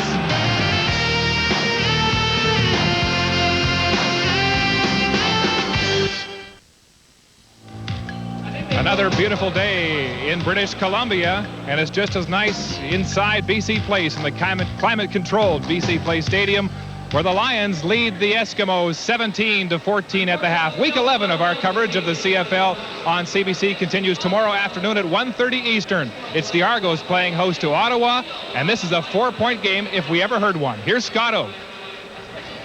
Mark, as the season moves along, some games shape up as bigger than others, and tomorrow here at Skydome, Toronto and Ottawa will play one of those. If the Argos win, they'll be 4 up on the Rough Riders, and if Ottawa wins, the 2 teams will be tied. So we're talking about the proverbial 4-pointer here. Argos veteran quarterback Mike Kerrigan is out with a collarbone injury. Last week, the Argos traded number 2 quarterback Reggie Slack, and so into the breach tomorrow steps the rookie Marvin Graves, making his first professional start earlier than many thought he would, and claiming not to be intimidated.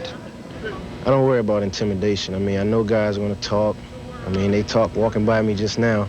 But, I mean, that's all part of the game. That's the fun thing of the game. And if I feed into that, then they're taking me out of my game. So all I have to do is stay focused and do what I've been doing all week.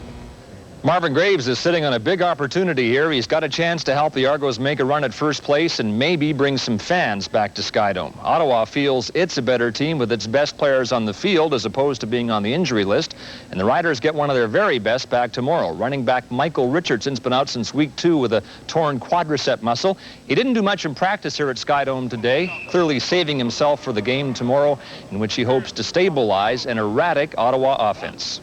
I know everything happens for a reason, but I hope me coming back would help the team, maybe give them a boost of some sort, or try to help settle down on everybody and try to get everybody back together again and get some unity here. Ottawa's got a very good team on paper. I suppose the question is, how good will the Riders be on the field here at Skydome tomorrow? So it's the Argos and Riders at 1:30 Eastern on the CFL on CBC. Hope you can join us. Now back to Mark Lee at BC Place. All right, Scott, we look forward to that game at 1:30 Eastern tomorrow. The veteran Danny Barrett versus the rookie Marvin Graves, making his first start as a quarterback in the CFL. Here at BC Place, the Lions lead by 3. Don and James, wouldn't you know it, we build the rushing game, and it didn't materialize in the first half. No, it certainly didn't materialize. 4 carries for Corey Philpott for only 2 yards in the first half, but a couple of big plays for the BC Lions after they trailed 14-3. Well, they really did. They were able to get on track with the specialty teams in the big play to Darren Flutie, but the scoring was started by Edmonton early in the game. The first touchdown of the game after a beautiful fake by Damon Allen to Lucius Floyd, and he found Michael Souls wide open. Michael Souls had slipped out of the backfield, got out in the flat. 21 yards later, he had sifted into the end zone for the first major of the game, Don. And then after a bad punt, Damon Allen, 2 plays later, found Eddie Brown in the end zone. Tremendous concentration by Eddie Brown, able to get those hands underneath the ball at the last moment to scoop it up and get the big touchdown to get the big lead for the Edmonton early. Well, many of the fans here at BC Place Stadium perhaps thought that the Eskimos might turn it into a rout, but Kent Austin came right back to hit Darren Flutie for 61 yards. Flutie able to get in the seams. He had Tripp left. Brown, the safety, wasn't able to get over, make that Murphy, the safety, wasn't able to get over. He got the touchdown. And then, with 3 seconds remaining in the half, the biggest play of this young man's career, his first ever professional touchdown, officially a 109-yard missed field goal return for a major score by Spencer McLennan. McLennan got the big break. Normally you have this punt cover team out there with much more speed. With the field goal team, you have a lot of big hulking linemen out there that don't have the speed to close. They took advantage of it. Spencer McLennan was hanging onto the football when he went to the dressing room. I thought he might even return to the bench hanging onto the football. He was so excited with that run. Well, he's happy. We had a great first half defensively. Look for more in the second half, but the offenses need to come up with some big plays. Well, there have been some outstanding defensive plays, and we'll have the second half of this football game with the Eskimos trailing by 3 points when we return to BC Place Stadium.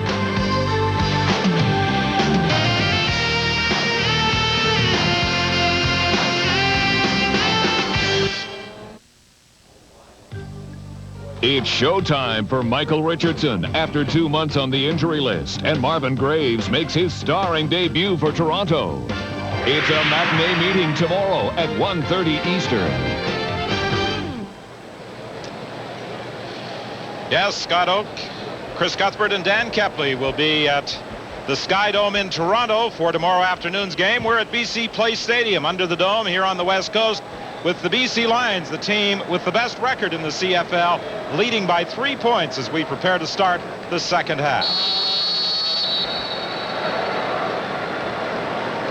The Lions come with their scatter formation on every kickoff so far.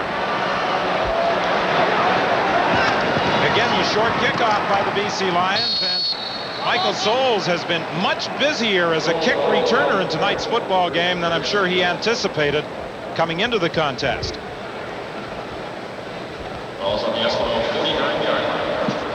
Damon Allen has been spreading the ball around. He's been using all of his receivers plus his 2 backs. Well, it's critical that he's able to do that. You keep this Lion defense off balance when you're able to spread it around. Michael Souls has been the big recipient tonight, and Eddie Brown has been second. And both Souls and Brown have scored touchdowns. Handoff to Lucius Floyd, and Floyd has a first down, taking the ball to the 48 of the BC Lions, stopped there by Tom Europe.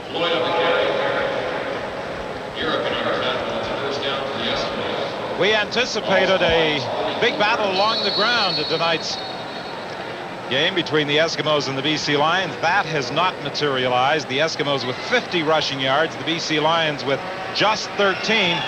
The Eskimos with the football almost 5 minutes more than the BC Lions, but the Lions lead by 3. Good fake inside by Damon Allen. Under pressure, he throws, completing the pass at the 39-yard line to Mike Lee, and that will be close to another first down for the Eskimos. And Don, that's what Damon Allen does, is when he gets the leverage on the defense, and that time Virgil Robinson along with Stewart had to commit to Damon Allen once he had got outside, and when Robinson came up, it left Lee open without coverage from the linebacker with the support with the defensive back. Just short of a first down. Damon Allen was second in league rushing last year, and Allen has had a fair bit of success over the years playing at BC Place Stadium. In 1987, of course, he was the Grey Cup MVP right here. He emerged as the Grey Cup MVP at McMahon Stadium in Calgary last year as the Eskimos beat the Winnipeg Blue Bombers. The Eskimos have preferred to go via the air in tonight's football game. They have also rushed the football for more yards than the BC Lions. The Lion ground game almost negligible to this stage of the contest. But probably the biggest surprise thus far tonight is the inability of Corey Philpott to get open against this Edmonton defense. But we knew coming in of the team speed that they possessed on the defensive side of the ball, and they've had a great defensive game plan coming in to shut down the fine running back of the BC Lions. Eddie Brown wide left, the gizmo to the right. Lee in motion across the formation, the handoff inside to Lucius Floyd, and he's stopped after a gain of about 4 by Glenn Scribner. Edmonton seems content right now to try to establish the running game. They didn't have much success with it in the first half. Coming out here starting the second half, they've gotten the ball down inside the 35-yard line, and they're marching with a second and medium right here. And Damon Allen on the last situation when he was like this, he came with the boot. Will he do that once again? 3 receivers line up wide to the left. Allen looking left, he's flushed out of the pocket, he'll try and run, and he's stopped as he crosses the 30-yard line, but stopped short of a first down by David Chaders. Mark? Don, if you're wondering what sort of adjustments these teams made at the half, Ricky Foggy told me that the Eskimos need to rekindle the intensity they had in the first quarter, and he said, look for Damon Allen to start running the ball. The BC defense is dropping off in zone. There are openings. Corey Philpott told me here on the BC sidelines, the problem with his running game has been Willie Pless. He says Pless seems to know everywhere he's going, every play he's carrying the ball, and he's sitting there waiting for him in the hole. He said BC is going to try to open it up on offense and try to move Pless around. Don?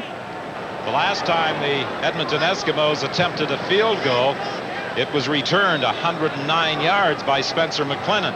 Well, I think he has enough leg from this position on the field to put it completely through the end zone, so I don't think we'll see Spencer McClennan running back 110. This will be a 37-yard field goal attempt by Sean Fleming.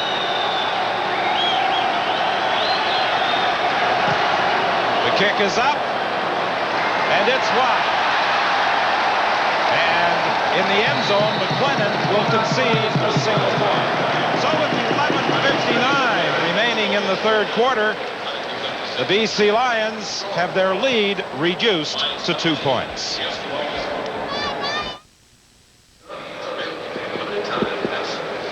Well, it was about 3 months ago when the Vancouver Canucks were the toast of the town as they took the New York Rangers to an exciting 7th game in the Stanley Cup final. And the man who is the toast of the town playing for the Vancouver Canucks and a spectator tonight, Pavel Bure. Pavel, are you enjoying the football game here at BC Place Stadium? Oh, yeah. I'm really enjoying it. Those guys play very well, and I'm really cheering for them. Are they going to go to the Grey Cup? Oh, I hope so. We've got a great team, so I hope they're going to make it. Don Wilson is the man who intercepted the Kent Austin pass. Mervyn Fernandez is after him, and he's taken down out of bounds over on the far side of the field by Corey Philpott. Not a good way for the BC Lions to respond to the missed field goal attempt. A single point by Sean Fleming as Don Wilson gets his 2nd interception this season on the first offensive play after. BC number 55, first down. You see Wilson right there at the end of that play as it went off of Yo Murphy's hands, but watch Don Wilson as he weaved back across the field, picking up the blocking of his defensive players. Watch Ken Austin with the pressure, Leroy Blue and Hunter along with Woods right there, and they plant him in the pocket, and that's what forced him to throw the ball quicker than what he expected. And there was an unnecessary roughness penalty assessed against Ian Sinclair, and that takes the ball to the 11-yard line. Another foolish penalty by the BC Lions. 32 yards on the interception returned by Don Wilson. 1st and 10 for the Eskimos. Lucius Floyd inside. He picks up about 3. You come to a lot of the BC Lion home games, Pavel, when you have the opportunity? No, actually just my 2nd game. But I really enjoy to watch this game. And you see, we don't have too much time, but if I got a time, I just go and see this game. The regular season set to begin on the 1st of October. For all the people in hockey pools, should they take you this year? Well, I'll try to do the best what I can. And I hope we're going to start the season October 1st. Yeah, let's hope the season does start on October the 1st. How many points are you going to get this year? Well, I try to do best what I can. I dream about 100 points. Movement at the line of scrimmage. Number 9, Edmonton. Pavel, thank you very much for joining us up in the broadcast position, and I know you're looking forward to the start of the hockey season. Let's hope you have another outstanding year. Thank you. Pavel Bury of the Vancouver Canucks, one of the spectators in this large crowd tonight at BC Place Stadium. And the penalty against the Edmonton Eskimos takes the ball back to the 13-yard line. Don, I was about an inch off of the hit check from him, you know. Damon Allen with a fine fake, and then he overthrows Eddie Brown wide open in the end zone. A little pump fake by Damon Allen froze the defenders, and then he overthrew Eddie Brown. That's one of the things that he does so well, but that time he should have drilled that when he tried to touch pass it and drop it over the top, and he got too much air under it. Once Eddie Brown had separated, he had a chance to fire that one in, and a poor decision that time by Damon Allen. Watch the blocking of his offensive line. He feels no pressure up front, but he should have just drilled that one to Eddie Brown, and he would have had a touchdown. The Eskimos have an opportunity to take the lead if Sean Fleming is successful from 20 yards out. And he puts it through, with the Eskimos now in front, 18-17. Well, a big break that time for the Lions defensively, because they could have easily given up 6, and they were only forced to give up 3, so they have to fill a plus out of that. Nevertheless, for the Edmonton Eskimos to get the ball in great field position like that, and the defense was able to hold them to only a field goal. Ricky Foggy is the man wearing the headset on the sidelines. He's got a couple of Grey Cup rings from the Toronto Argonauts in '91 and the Edmonton Eskimos last year. Well, primarily a backup quarterback throughout his career, but a great asset for this offense. He's learned a lot. Chris Vargas right there, the rookie number 3 quarterback. You see him in the middle of the picture right there, conferring with Allen and Foggy. He's in a tutelage program right now with Edmonton. They plan on him possibly being the quarterback of the future, and he's under a great situation in learning. And the guy who is leading the whole thing, this man right here, Joe Paopao, a veteran of many wars in the CFL as a player, now is one of the finer young offensive minds in the CFL coaching regime. Paopao, the offensive coordinator for the Edmonton Eskimos. Mervyn Fernandez trying to find some running room, but as he took that kick wide, he saw any room closed off at the 25-yard line by Bruce Dixon, a run back of 8 yards, and Dixon is the injured member of the BC Lions. You know, I love the enthusiasm and the courage of a Merv Fernandez to go back and run back kicks, but I still question the decision of the BC coaching staff. He's a great player, but I don't know if he's agile and explosive enough to be the guy that you want returning kicks. He doesn't hit the seam like a Corey Philpott would. So, you know, you put him back there trying to get him more involved in offense, but you take something away from your special team by putting him back there also. We saw Joe Paopao earlier, and he holds a CFL record. Most consecutive pass completions, 18, against the Toronto Argonauts, September 22nd, 1979. And he's a little concerned about his offense tonight. He would love to see 18 completions by Damon Allen in succession. I mean, that'd be a great tribute to him. But there is concern for the Eskimos right now with the state of health of Bruce Dixon, who works on special teams. You'll see the shot coming up right here, Don. Watch as Dixon goes down. Merv Fernandez, as he plants, gets that shoulder right in Bruce Dixon's knee. And Bruce Dixon wasn't expecting it. You see the anguish on his face right there, and Bruce Dixon is down and in a lot of pain. It's good to see him walking off the field right now under his own power, but he's not walking with much pressure on that leg. Hopefully that's a good sign. The Eskimos have already been forced to make one major adjustment as the result of the injury to Ed Berry. Brent Brown is in the ball game as a starter in the defensive backfield. Philpott, the ball carrier, tackled by Larry Ruck after a pickup of 3. Ken Austin right there looking a little concerned about the inability of his offense to move the ball up and down the field. Darren Flutie, you see right there with 102 yards. Fernandez with 3 receptions tonight, but only 2 receptions between Clark and Murphy. Austin has to get the ball down the field vertically a little more. He's been going to the sidelines. He has to go vertical now.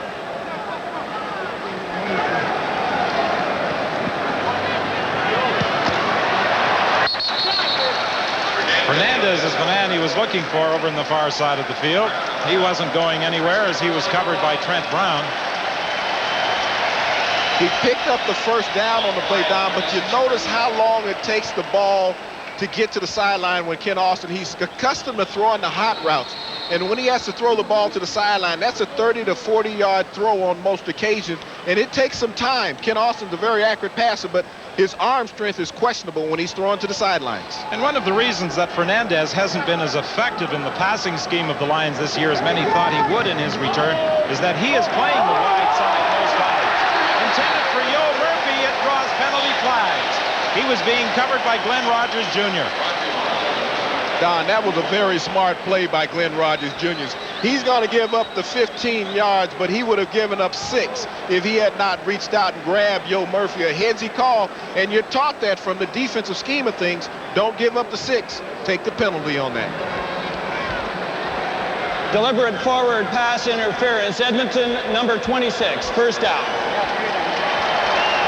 You'll see right here, as Yo Murphy starts to get that separation and pull away, Rogers reaches out with his right arm and grabs the jersey to impede his progress, and he gets called on the flag. The ball is at midfield for the Lions. But the penalty may have prevented a BC touchdown as Murphy had maneuvered in behind Rogers. The hitch screen, and it will produce a gain of about 7 more with Ray Alexander on the receiving end of the throw, tackled by Leroy Blue. Well, the offensive line did a critical thing of blocking here. Watch as Alexander comes out. You'll see Vic Stevens pull from his right offensive tackle along with Jamie Terrace, get downfield and get a couple key blocks in to allow Alexander to pick up the 8 yards on the play and put it in a 2nd and short. Corey Philpott, this is a guy that should get the ball in this 2nd and short situation. He's been limited with his success tonight, but he's due to break one eventually.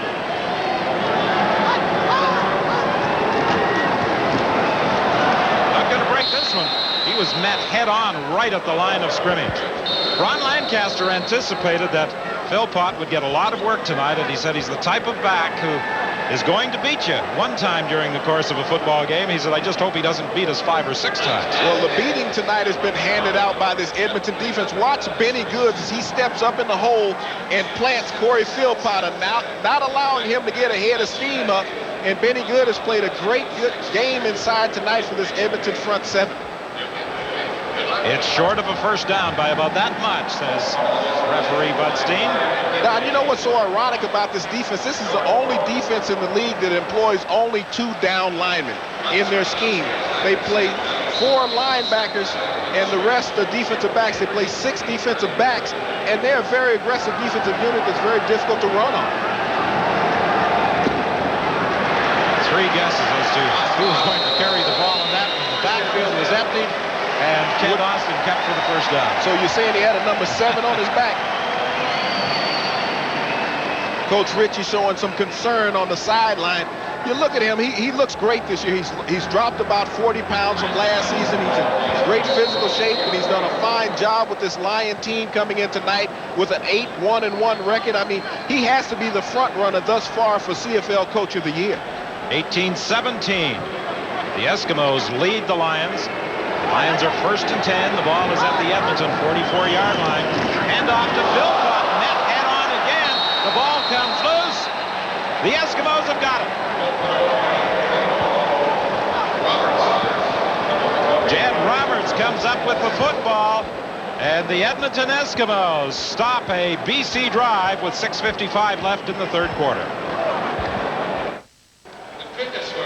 A very timely fumble recovery by Jed Roberts as the BC Lions appeared to be having some success moving the football. Corey Philpott, however, has not had any success. He was met head-on by Leroy Blue, and Jed Roberts beat Don Wilson to the loose football. Well, Leroy put that shoulder right on the football as Corey Philpott tried to go airborne and go over the top and jarred him away from the ball, and Jed Roberts was Johnny on the spot, made the big defensive recovery for Edmonton. Corey Philpott has really been shut down tonight. He had 159 yards in the 2nd game of the season, 182 yards in his most productive game of the year. 6 times he has rushed for better than 100 yards this season. Those totals are going to be dramatically reduced tonight. Here's Lucius Floyd, close to a first down. Tom Europe was there to make the tackle. Let's go to the sidelines now and Mark Lee.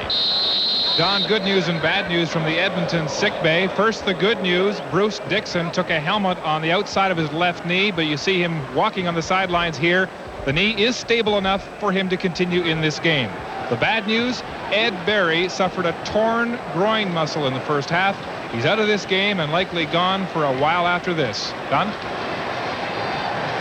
Well, that's a big blow for the Edmonton Eskimos. Trent Brown in the ball game, replacing Ed Berry. The measurement reveals a first down. The ball is at the 54 of the Lions.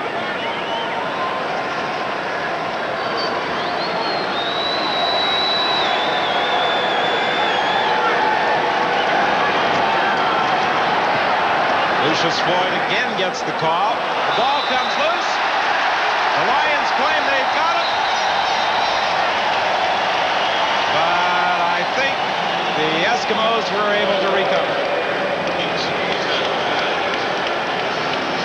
Dave Ritchie offers his opinion as to which way the ball should be going. Henry Newby holds the ball high, but they rule that the ball was recovered by the Eskimos. Well, you'll see Floyd here as he tries to bounce this one back to the outside. He's scraping it as he's sliding down the line of scrimmage. And as he goes down, the ground cannot force the fumble. Head linesman Bruce Hacksaw was right on top of that one and spotted the ball down at the 49. Damon Allen for a lead. He's down to the 28. First down, Edmonton. We got a seam route ran that time by Lee, and we'll see him. He lines up to the right side of the formation. He's right in here. He's going to come in and get that inside release. Allen's going to hit him with the quick shot right here, and he picks up the first down. He runs right through the seam. Gordon let him go, and he tucks it down at the 28. 21-yard pickup for Mike Lee on the pass from Damon Allen. Allen fakes inside to Lucius Floyd. He was looking on the far side for Eddie Brown. It will be 2nd and 10. Allen was under some pressure from Angelo Snipes. He didn't have a chance, and he was just trying to save the sack on that play. Very heady play by Damon Allen, recognizing he didn't have the time because Brown had not came out of his route at that point, so he just threw it out in the flat when no one could pick it off. Snipes with the pressure on quarterback Damon Allen, another veteran that was acquired in a trade with Ottawa, followed Coach Dave Ritchie here, and is very happy playing for the Lions this season. Second down play for the Eskimos. Under pressure, Allen. Allen is going to look deep into the end zone for Eddie Brown. Touchdown.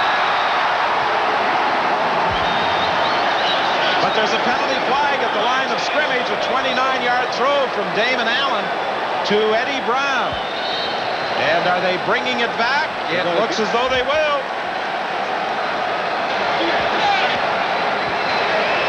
Major foul, roughing the passer. BC number 74, penalty applied on the kickoff. No, it's a roughing the passer call against Dave Chaters. Ritchie is yelling that he thought it was holding. The BC players were claiming they thought it was holding, but it's a major foul against Chaters. So the touchdown will stand. Right here we got Eddie Brown, who's going to get down and get behind James Jefferson, who is trying to run with him. He runs past him, and Damon Allen is able to find him as he gets around on that post. There he goes. The ball's in the air. Perfect strike by quarterback Damon Allen.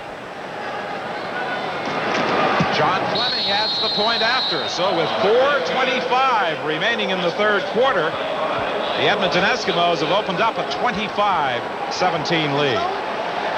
Eddie Brown, along with Don Wilson, two veterans, former teammates with the Toronto Argonauts, now teammates once again with the Edmonton Eskimos.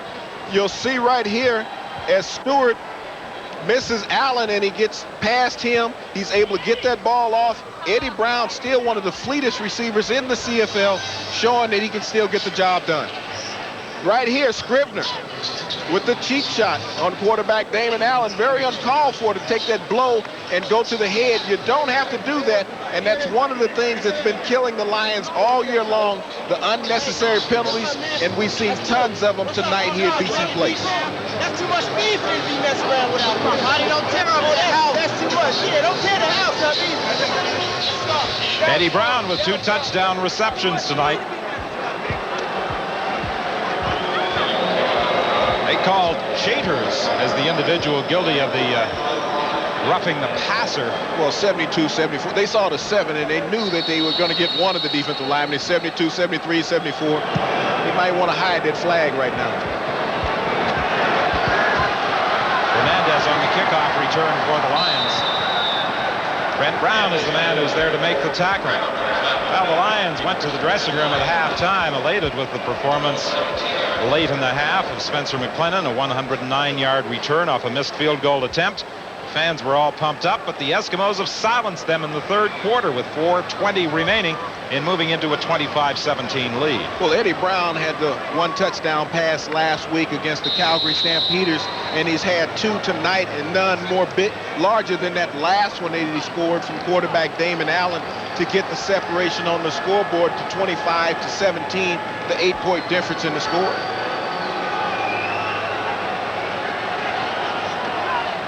Pless moved up to the line of scrimmage. Now he backs off the pass over the middle. Incomplete, intended for Corey Philpott. You know, it would almost be safe to say this is not his night. Things haven't been going his way. His last attempt to carry the football, he was hit by Leroy Blue and he fumbled. And on this circle route out of the backfield, nice strike from quarterback Ken Austin, a very catchable ball, and he just couldn't bring it in for the reception. He has not been the factor many anticipated he would be in this battle between the #1 team this year and the defending Grey Cup champions. Penalty flag. Alexander makes the catch. Alexander looking for some running room. And he's tripped up by Trent Brown. But there was a penalty flag back at the line of scrimmage.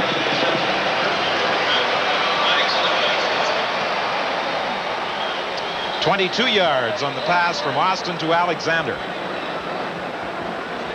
It's offside Edmonton. The play will stand, and the Lions needed a big play. Ray Alexander able to get that ball. Offside. Edmonton number 38. Penalties decline. It's first out. Able to keep the drive alive. You'll see right here Alexander as he comes underneath in the soft spot of the zone, and he weaves his way across the field before being brought down at the 39-yard line. Just a great catch and run by Ray Alexander. Harold Martin was called for being offside. 1st and 10. Austin from the shotgun. Under throws Mervyn Fernandez. But again, Fernandez was lined up to the wide side of the field. Previously, when he was with the BC Lions, he lined up as a wideout, but on the other side, the place occupied in the Lion passing scheme by Ray Alexander. They would put him in the short side, and he teamed with Roy DeWalt. And in Roy's heyday, he was probably the strongest arm quarterback in the CFL, and Merv Fernandez was able to put up tremendous numbers playing in that offensive scheme. But things have thus changed in his venture back into the CFL, and he's not experienced the same success. Alexander makes the catch, but he's out of bounds. You know, I really like what Edmonton has done defensively tonight. They've taken away the inside passing game of the BC Lions, and they forced Ken Austin to work to the outside, and that means that your linebackers are getting back in their proper pass coverage drops and are not allowing Ken Austin to throw those hot routes that he's been so famous for throughout his career, and forcing him to go to the wideouts, Fernandez and Alexander, and he's been coming up short on those passes. Well, the Lions knew they were going to have some difficulties with the Edmonton defensive unit, and they have had problems tonight.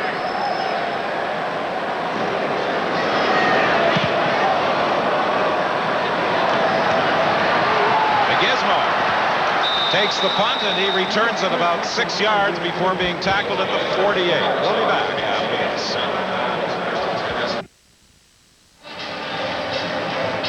John Payne is the offensive coordinator of the BC Lions. He was the head coach of the Saskatchewan Roughriders 1972 to 76, and his star quarterback then was the man now coaching the Edmonton Eskimos. Well, John Payne has worked with quite a few good quarterbacks throughout his CFL coaching career, and you spoke about it, Ron Lancaster, but he gave Ken Austin the highest praise of them all. He says he recognizes so much, and when they're in team meetings, he will take a play and dissect it in 2, 3, 4, sometimes 5 ways that you can beat a defense. Damon Allen, a sidearm action to Lee, and Lee has about 8 yards. Charles Gordon came up to make the tackles. That's the 5th tackle that Gordon has made tonight. One of the things that we've noticed with Damon Allen tonight is his arm strength. We'll see right here is Lee. He and Jake Christensen had stacked. That way the defensive backs could not get a bead on the coverage on who to take. And when he broke it out, Damon Allen had that sidearm whip and got it there in time to gain 9 on the play. The ball is at the 53, 2nd and 1 for the Eskimos. Damon Allen will keep. He will get the first down with 1:49 remaining in the 3rd quarter. Now this defense for the Lions is really off balance as far as what the Edmonton offense has been doing. Damon Allen has come with the sprint outs, the play fakes, and that has kept the linebackers in check. And when you can slow down that pass rush, it will give you time at quarterback to find variable receivers downfield and check off to your 2nd and 3rd primaries going down the field. One of the new additions to the lineup of the Edmonton Eskimos, big offensive tackle, Craig Hendrickson, can play a variety of positions along the offensive line. A number of teams in the CFL were bidding for his services after he came out of the camp of the Buffalo Bills, and he opted to sign with the Eskimos.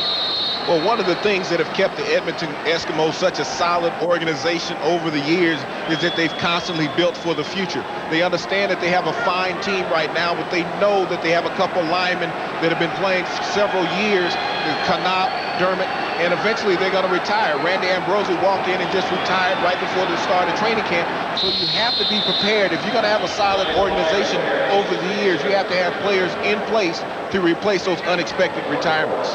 Lucius Floyd, the ball carrier, for a gain of 5 yards. It will be 2nd and 5. Floyd has certainly outshone his BC counterpart in tonight's football game as far as the running game is concerned. Well, Edmonton has been the team tonight to develop the solid running game with Damon Allen setting it up, and now Lucius Floyd complementing what Damon Allen has done. 25-17, the Eskimos lead. Looking for more here. Lee makes the catch, loses the football, and the BC Lions, Tom Europe, finally gets to it.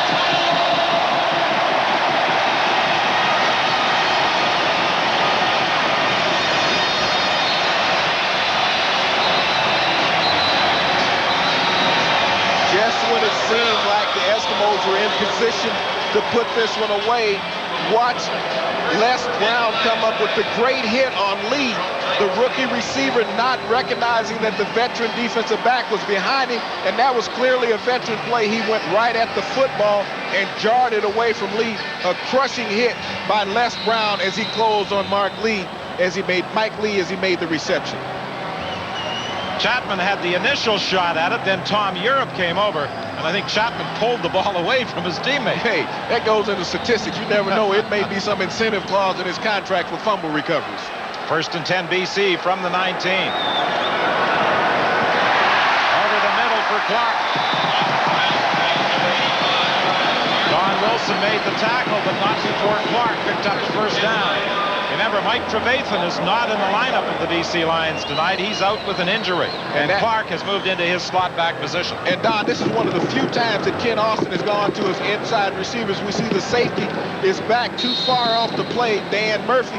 And when the safety backs off, the slots have an opportunity to come underneath in that zone, that soft zone, and make the reception. This should be the final play of the 3rd quarter. Austin complete to Darren Flutie up to the 41-yard line. That'll be a gain of almost 6 yards. Trent Brown was there to make the tackle. That is the final play of the 3rd quarter. Ron Lancaster's Edmonton Eskimos lead the BC Lions by 8 points with 15 minutes remaining.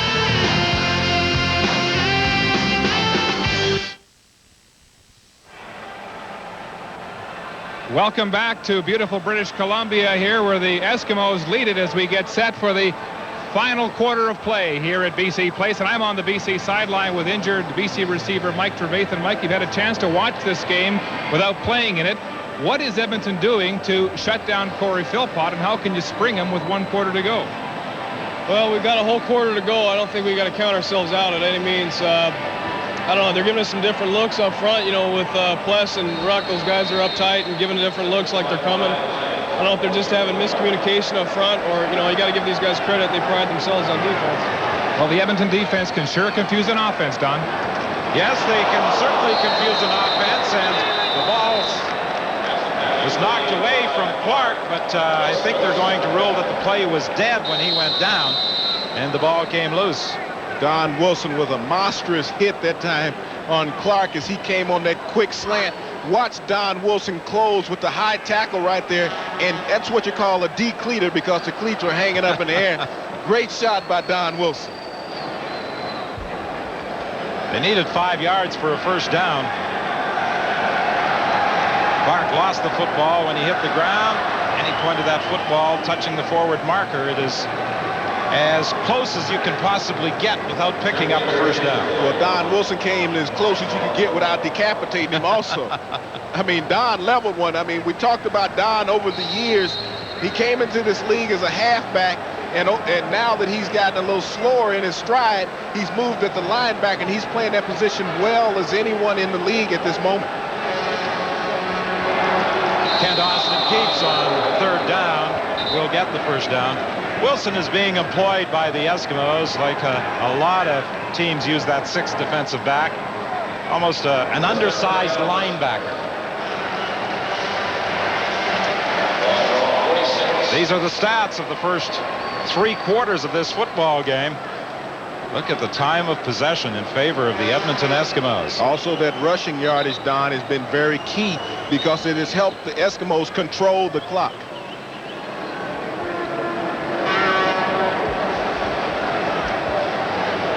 Lancaster was hoping his team would be able to rush the football for 100 yards tonight. That was the game plan.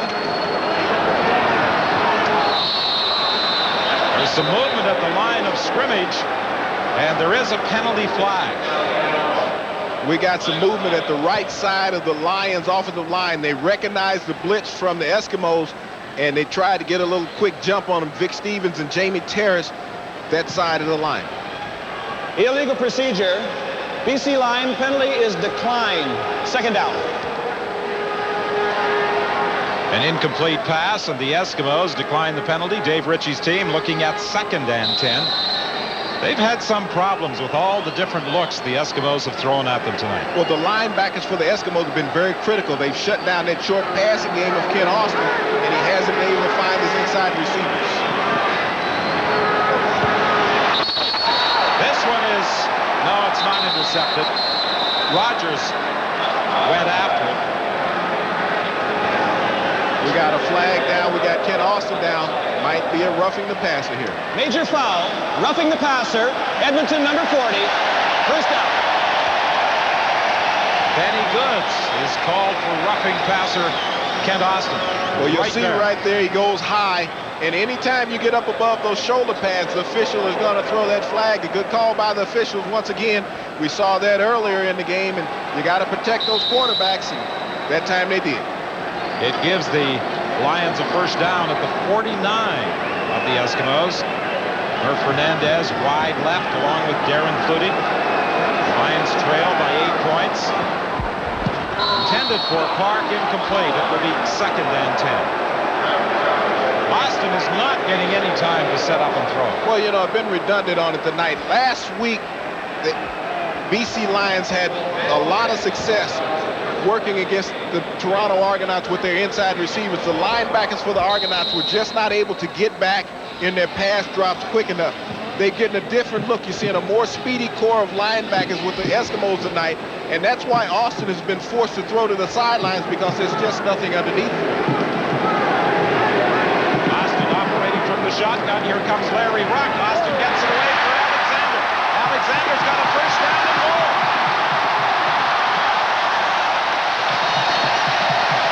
Cut from behind by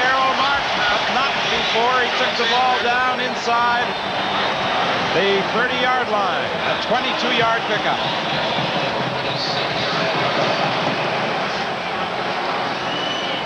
We get a look at it right here. Eskimos are bringing 7 up front. The linebackers had vacated the middle. Ken Austin recognized it. Alexander came underneath. That's why that play was successful when Martin came back from his linebacker position to make the tackle. But if you send 7, you got to sacrifice in your coverage, and Edmonton did. Pass is complete for a gain of about 4, maybe 5 for Ray Alexander. He took a hit from Leroy Blue and is a little slow in getting up, but it appears as though he's going to be okay. You have to give credit to Ken Austin for recognizing the weaknesses of a defense. And when Edmonton sent 7 up front, he knew that the middle of the field would be vacated and that he had a receiver, Ray Alexander, coming on a crossing route, and he got the ball to him in stride and was able to get down inside the 30-yard line on that play. Alexander is still feeling the effects of the hit. Larry Ruck was the injured player. That requires treatment, however. And Bruce Dixon is his normal backup in the Edmonton defensive scheme of things. He had gone down earlier when he took that shoulder to the knee by Merv Fernandez, and now there's going to be more adjustment in this Edmonton defense. You lose Ed Berry earlier when you had to move Waller out to the corner and make a move and put Rogers at halfback and Brown at the other halfback. Now you have to make an adjustment in the linebacking core. So Dixon looks to be the linebacker out on the field. He's in the huddle. So will he be healthy enough to stay up with these BC receivers? The Eskimos have the second best defensive record in the league coming into this game. They had given up 227 points. Calgary Stampeders leading 212 points following their 35-25 victory last night over the Las Vegas Posse. While they tend to Larry Ruck, let's go to the sidelines and bring in Mark Lee. And Don, let's update the out-of-town scoreboard tonight in Sacramento. The Gold Miners lead the Shreveport Pirates 17-3 in the second quarter. Mills on a 2-yard touchdown run, and Archer to Wise for another touchdown pass to give Sacramento a 2-touchdown lead heading to the half.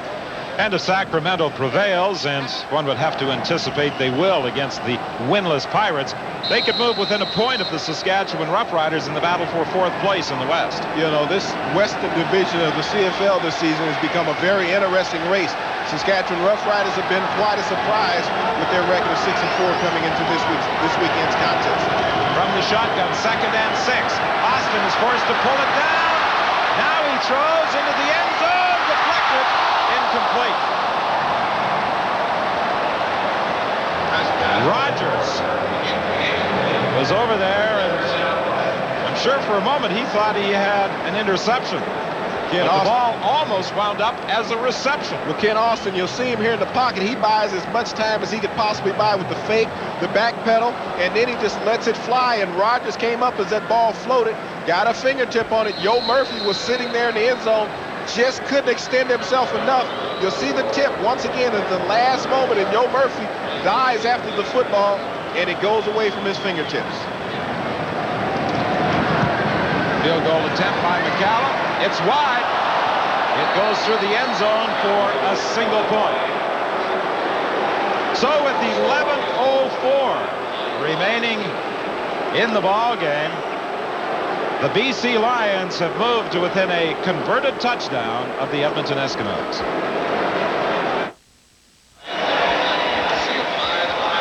Welcome back to BC Place Stadium, where the Lions trail the Eskimos by 7 with 11:04 remaining in the football game. The Lions with an 8-1-1 record. The Eskimos at 7-3. Don, we've seen an old-fashioned defensive struggle tonight. Even though the score is 25-18, this has been a defensive battle throughout.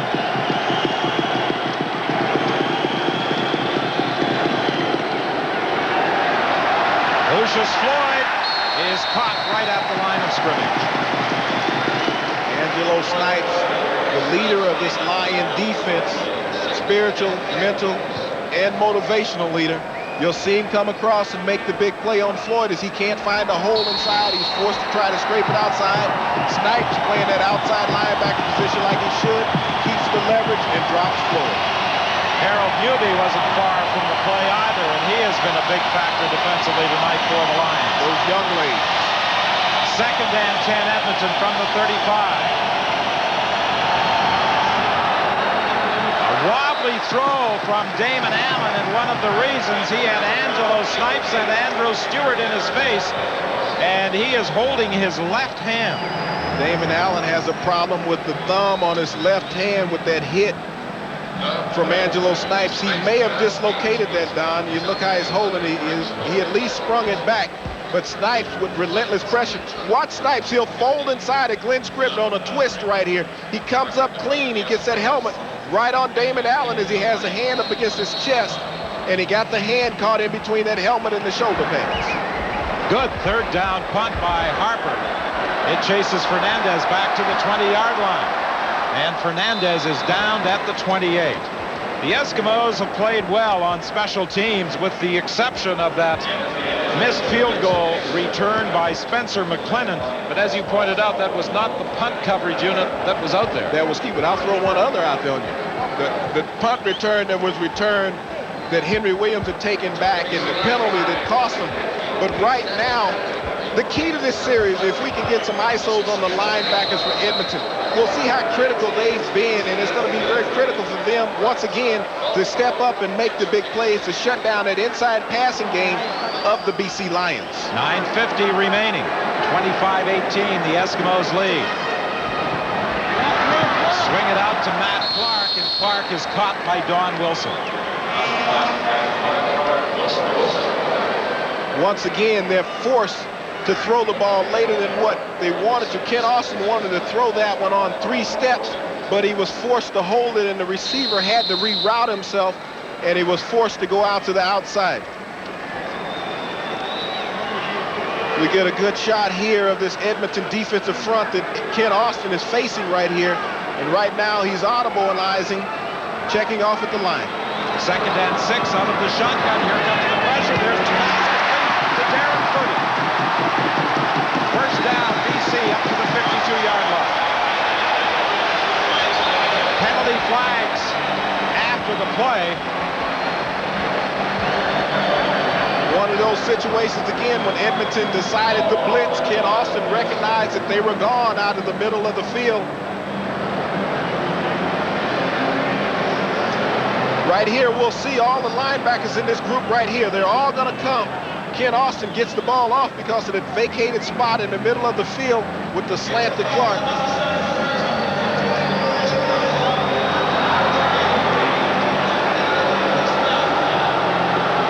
Make that Darren Flutie on the play, but Ken Austin recognizes so well, but Denny Chronopoulos with another cheap shot after the play was over on the linebacker coming in late, cost his team once again 15 yards.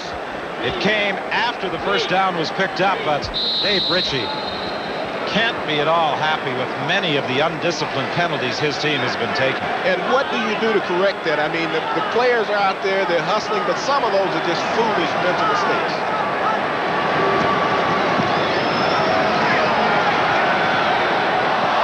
It was intended for Flutie.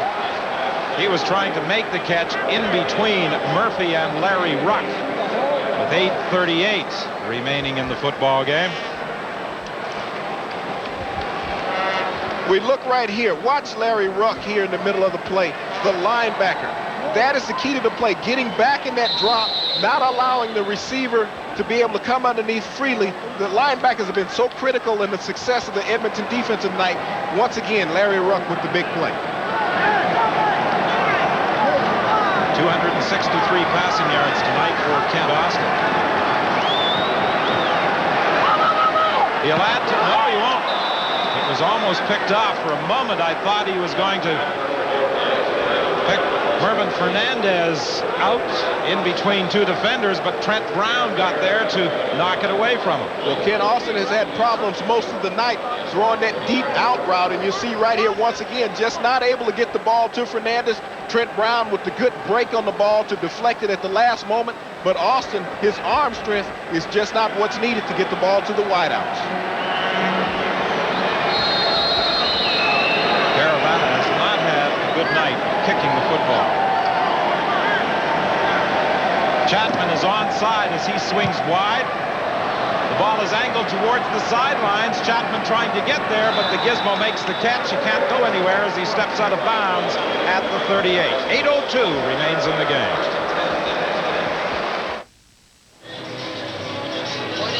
Well, the Lions were expecting a big crowd tonight for this battle with the Edmonton Eskimos, and they do have their largest attendance of the season inside the dome. 34,929 are watching this game between the Eskimos and the BC Lions. These two teams will play again on October 2nd at Commonwealth Stadium in Edmonton. First and 10 Edmonton from the 39. Here comes Angelo Snipes. They picked him up on the backside as Damon Allen went the other way. And he was tackled over there by Andrew Stewart with help from Virgil Robertson. Angelo Snipes made the right adjustment. He had lined up inside, and at the last moment, he switched positions with Glenn Scribner, and Dumoresque could not get out quick enough, and Dumoresque is a little slow, and we're going to get Hendrickson coming into the game for his first snap as an Edmonton Eskimo, and Andrew Stewart was the beneficiary of that play coming up with the sack on Allen.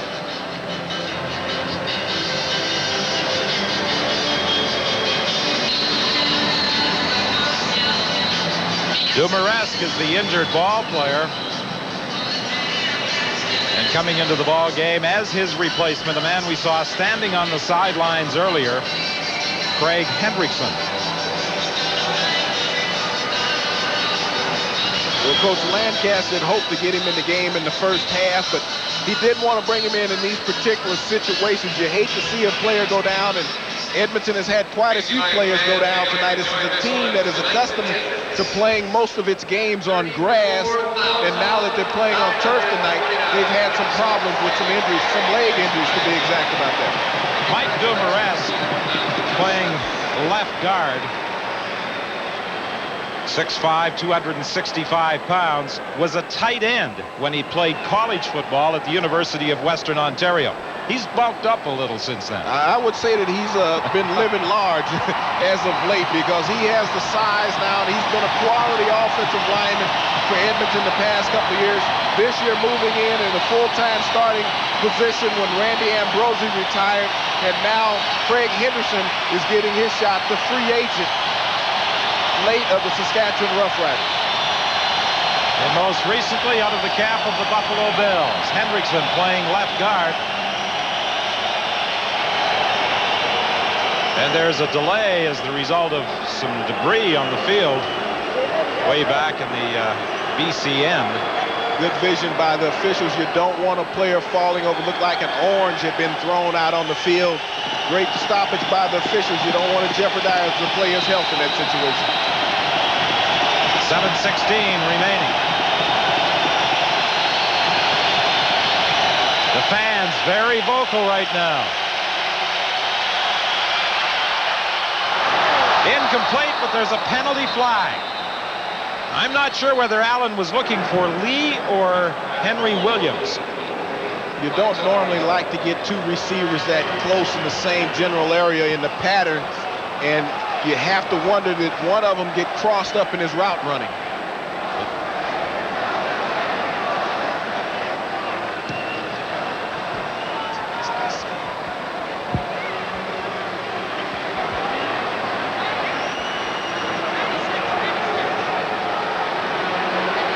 Illegal contact on an eligible receiver, number 96, BC.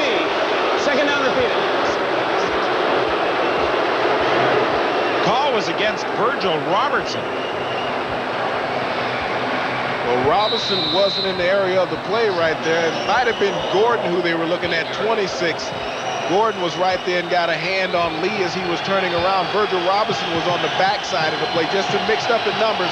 Good call by the official, though. Second and 2. Boyd doesn't appear to have it.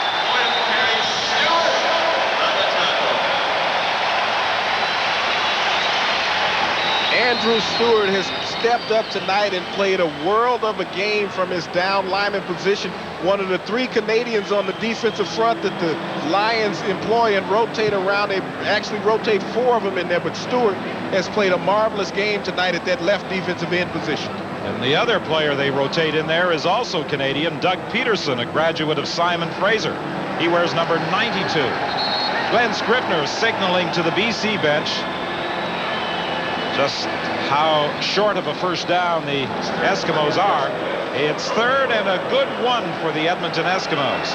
And Coach Ron Lancaster here is going to go with the challenge of a third and the one inside the BC Lions own field to play. Big challenge for the Lions defense right here, Don. Third and one. Damon Allen will keep. I don't know. He may not have it. They may have stopped him.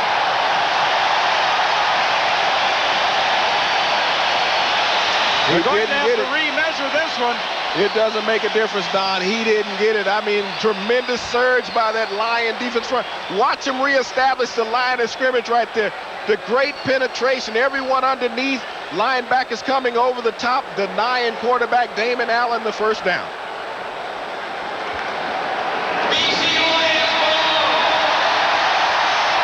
The reaction of the crowd tells the story here at BC Place Stadium with 6:21 remaining. 25-18, the Eskimos lead, but the Lions have the football at the 49 of the Eskimos. Many times you expect it to be a given when the offense has only a yard or less to make to pick up a first down because the defensive line has to give them that yard. But that time, tremendous determination by the Lions defense to foil that surge by the Edmonton offensive line to hold them at bay and stop Damon Allen short of the first down. Well, the fans at BC Place Stadium have been having fun tonight. Almost 35,000 in attendance. It would be a much more enjoyable evening for these BC fans if the Lions could do something in the final 6:21 to erase that 7-point Edmonton lead. Both teams have been guilty of 2 turnovers in tonight's football game. The Eskimos have picked up 10 points as the result of turnovers. And Danny McManus is in the game at quarterback for the BC Lions. Ken Austin is on the sidelines. He is standing at center field. He doesn't seem to have anything wrong with him. Coach Ritchie decided to go with Danny McManus, make the quarterback change here with late to go in the fourth quarter. So let's see what Danny McManus can get done. Danny McManus, a former Winnipeg Blue Bomber. He has passed for 332 yards so far this season.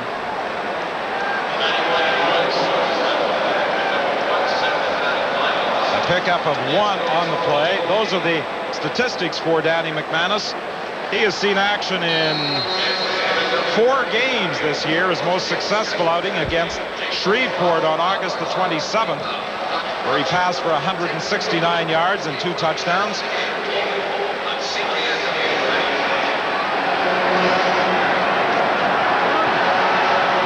McManus to the sidelines. He's got Flutie for a first down.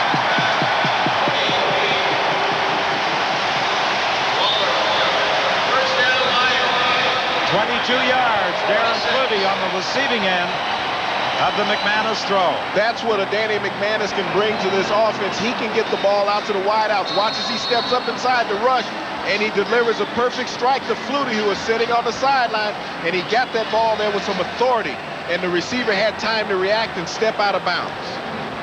1st and 10 from the 26. McManus steps up, throws. Fernandez is the receiver he was looking for. That wasn't a catchable ball. No, he got too much on that one. Danny McManus demonstrated a little too much arm strength on that particular play. Watch as he steps up in the pocket. He knows how to avoid the rush, gets a clear lane to throw it, and he just lets that one get away well over the head of Merv Fernandez. That was totally an uncatchable ball.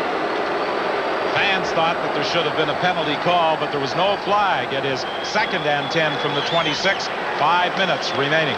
Well, there's a lot of fans still here that remember the glory days of Merv Fernandez, and they're still pulling for him to do well in his comeback in the CFL. McManus is intercepted. Holland picks it up. He's got some room down the sidelines. All the way back to the 30-yard line, tackled there by Vic Stevenson. Eskimos snuff out a BC Lion drive with a 67-yard interception return.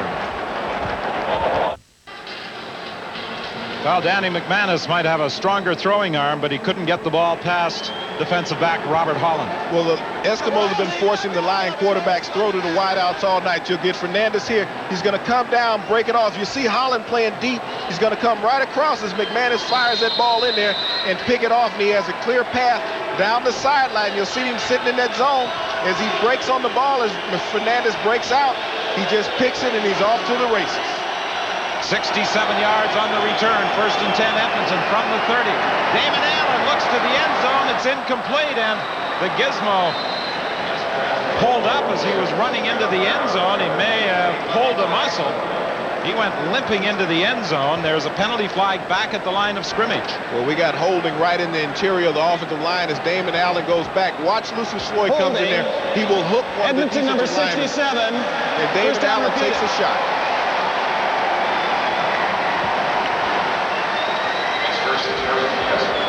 Eskimos got the great break on the interception, and they come back and get the penalty that cost them 10 yards on the play. Now they're back at the 40-yard line.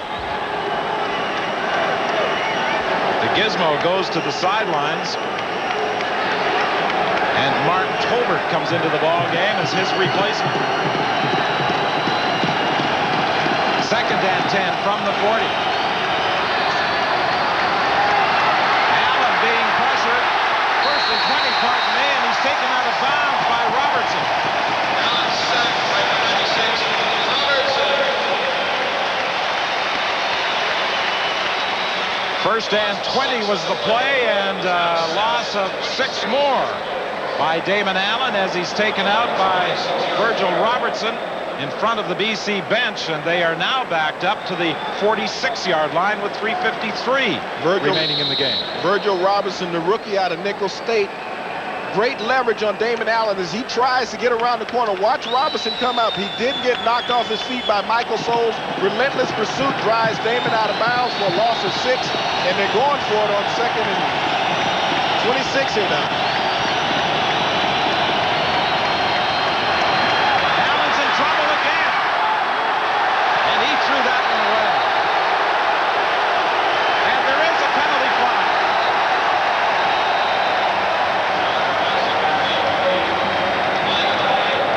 It was a late call.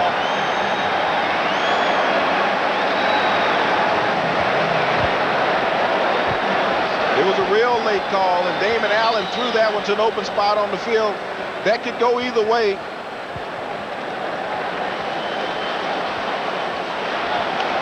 No infraction on the play. 3rd down. No infraction, but there was a flag.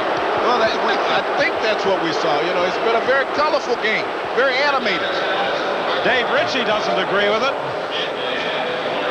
But it's been a tough night for Dave Ritchie all along. He's seen a lot of penalties go against his own team, and he's questioning why can't it stand when he sees it thrown against the opponent. 3:27 remaining.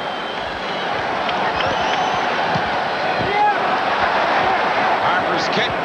They'll bounce out of bounds inside the 10-yard line. Let's go down to the sidelines, and here's Mark Lee. They're at the half in Sacramento, California, and the Gold Miners are routing the Shreveport Pirates 41-3. Troy Mills scored on an 11-yard run for a touchdown, his 2nd of the game. David Archer has now passed for 4 touchdowns in the first half of this game. CBC Sports is now predicting Shreveport is en route to 0-11. Mark, be careful, you'll be arrested for gambling. 0-11, yeah. I don't think there's much doubt. Are they going to go 0-18? That is the true question, you know. But on any given Sunday, anybody can jump up and knock anyone off, and I think that come on, Shreveport, come on, James. They may find something somewhere in that gas tank. McManus stays in there at quarterback for the BC Lions. He may have lost control of it, or his arm may have been hit just as he tried to throw. 2:56 is the time remaining at BC Place.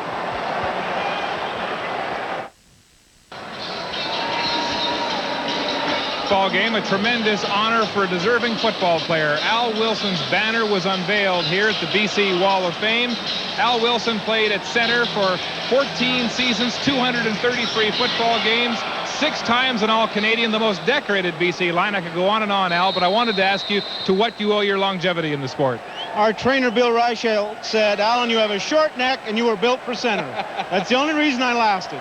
And a nice honor, isn't it? It was a great honor. There's some legends up there. It's just an honor to stand beside them. All right, Al, nice to talk to you. Thanks for your time. Thanks, Mark. Don? Pass complete over the middle, and Sean Millington is going to get a first down. Danny McManus was under pressure. Larry Ruck was able to make the tackle. That was a huge play for the BC Lions on 2nd and 9. Big or play. 2nd and 10, pardon me. Big play, Don. Sean Millington has been one of the forgotten men in that pass receiving core of the BC Lions. You'll see right here, McManus getting the pressure. Millington with the slip screen right over the middle. Not many screens run anymore, but he makes the reception, picks up the big first down out to the 29-yard line. 1st and 10 BC with 2:22 remaining. McManus over the middle, and Ray Alexander holds on. Tremendous concentration on the part of Ray Alexander in traffic to hang on to that football. Well, where the Lions haven't had much success tonight in going over the middle, Danny McManus is able to get that ball there in a hurry. The linebackers, you can see, were pursuing. They had vacated the middle, and every time they've done that, the Lions quarterbacks have taken advantage of that situation. Ron Lancaster glances at the clock as it ticks down to 2 minutes. 1st and 10. The Lions at their own 46. McManus doesn't get it. Well, he escapes the initial pressure. There's a penalty flag as McManus throws it to the sidelines.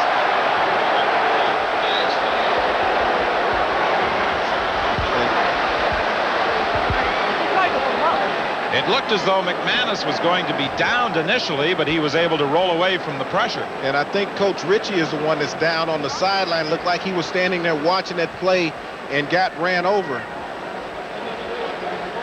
Let's hope that he's okay. It's a lot of concern there for the coach on the sideline. That's who it is, Coach Dave Ritchie, who's down. BC number 25, first down repeated.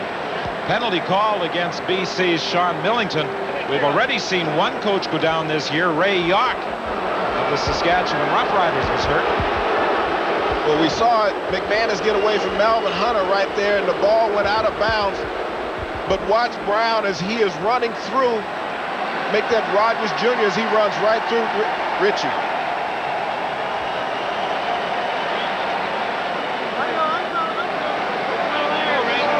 Watch Ritchie right here. With a freeze. Coach Ritchie's right here, and Brown is going to come through and just run right through him. He's watching the play, he tries to make the catch, and Rogers just runs right through Ritchie, who was not alert on the play, watching the defensive player come over. Ritchie is up. But boy, he took a solid hit, totally unprepared for it.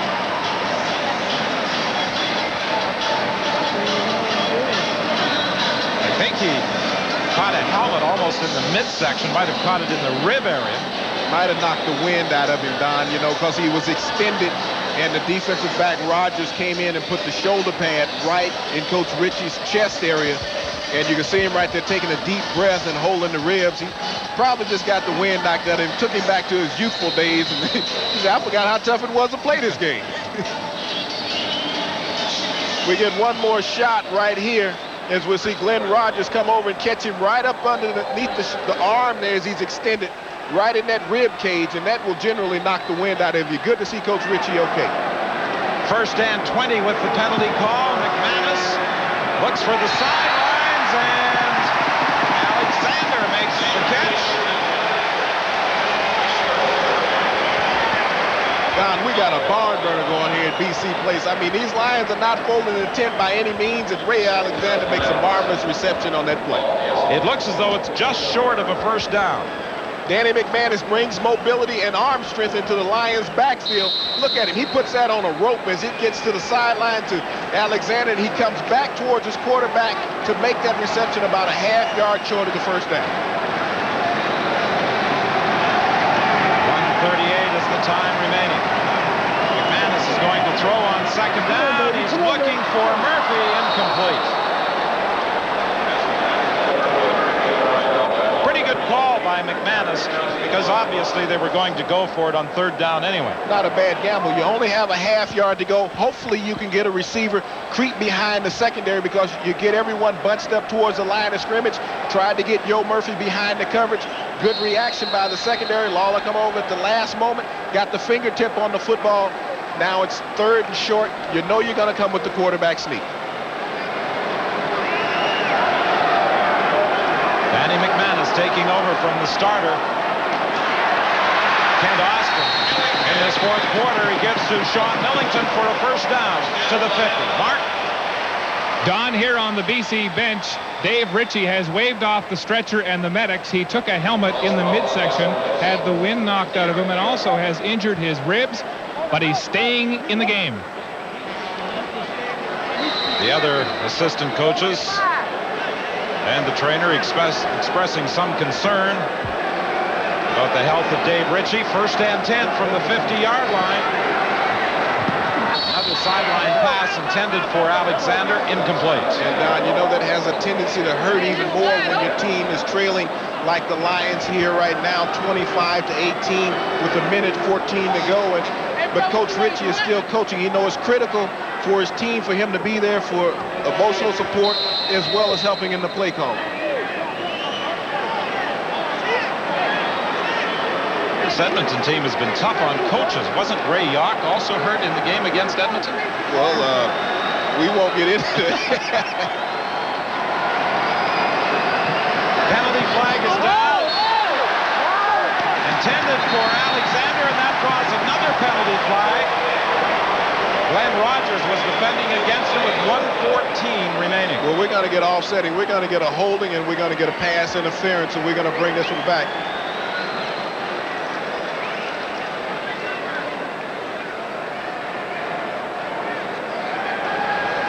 Holding, BC number 60.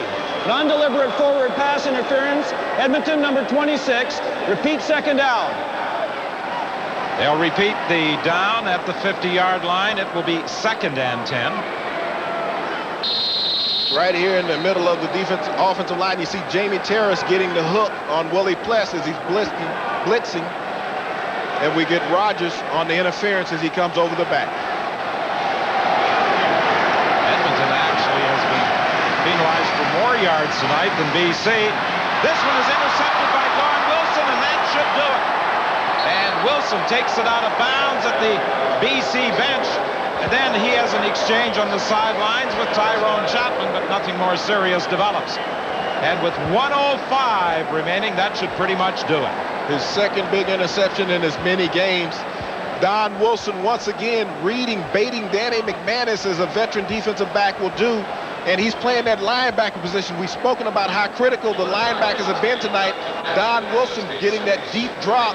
Danny McManus not picking him up in time. He's coming across, makes a good break on the ball in front of Alexander, and he returns it back out to the 54-yard line for the Eskimos. The Eskimos, Don Wilson and Robert Holland coming up with key interceptions in the final 5 minutes of this football game. And now Damon Allen will try and preserve an Edmonton victory. He's got some problems with Angelo Snipes, and he's going to lose yards, and then there's a penalty flag.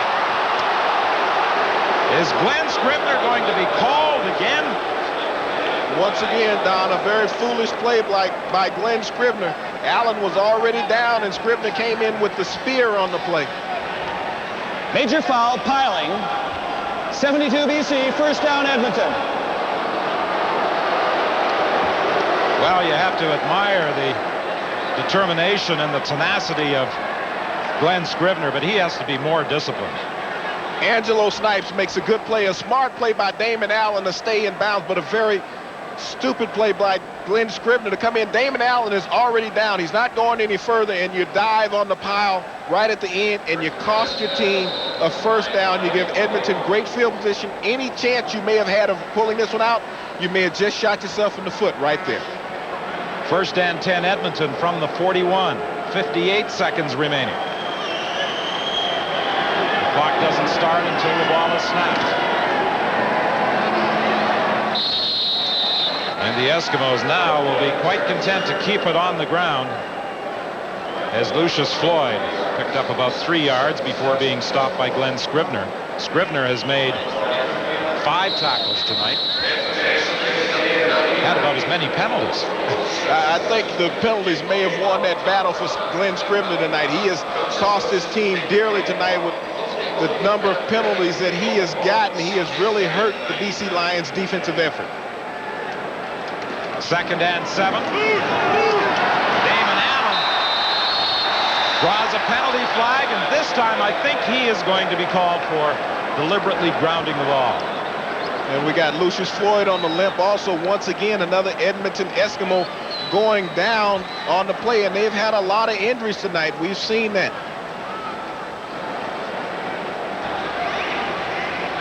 Intentional grounding. Edmonton number 9, 3rd down. And that might take the Eskimos out of field goal range. I don't know, Don, if they want a chance to field goal. We saw a situation last week with Terry Baker where the field goal was blocked and Hamilton ended up with great field position. This is a situation where you want to pin BC back, give them a lot of field that they have to work with a limited amount of time. But they've done a fine job tonight defensively. Edmonton has. I think the true storyline has been the play of their linebackers. They've made the big plays continuously all night long. They've been all over the field. They've limited the pass patterns that the Lions could run inside. They've come back with the big interceptions with Don Wilson late in the game. Lucius Floyd, we see there once again. Damon Allen will come with the play fake to Lucius Floyd, and as he rolls out, the coverage comes up from the linebackers right there. Floyd pulls up. Looked like he may have just jammed that knee in the turf. Ed Berry has gone out. Henry Williams is out. Now Lucius Floyd lifts off to the sidelines. Glenn Harper stands at his own 50. The Eskimos opting to punt on 3rd down.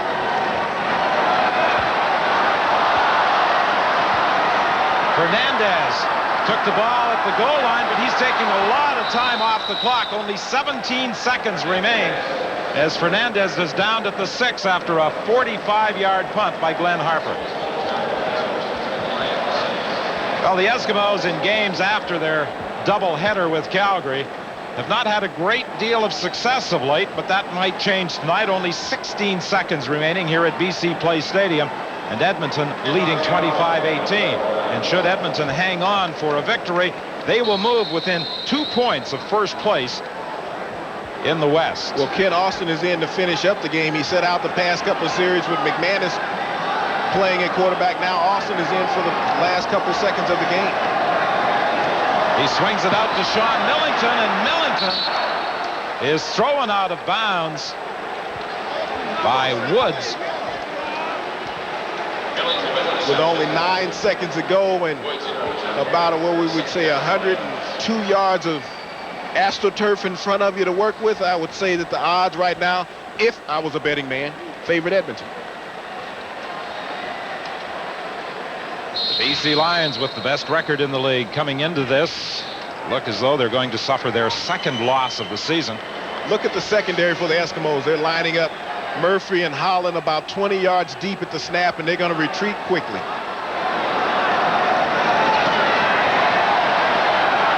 They still get pressure on Kent Austin. Leroy Blue with the sack, his 6th sack of the season. Leroy Blue, the veteran, former #1 draft pick out of Bishop University. You'll see him come right up the middle there on the inside release. Gets Austin around the shoestrings there and brings him down at the 5.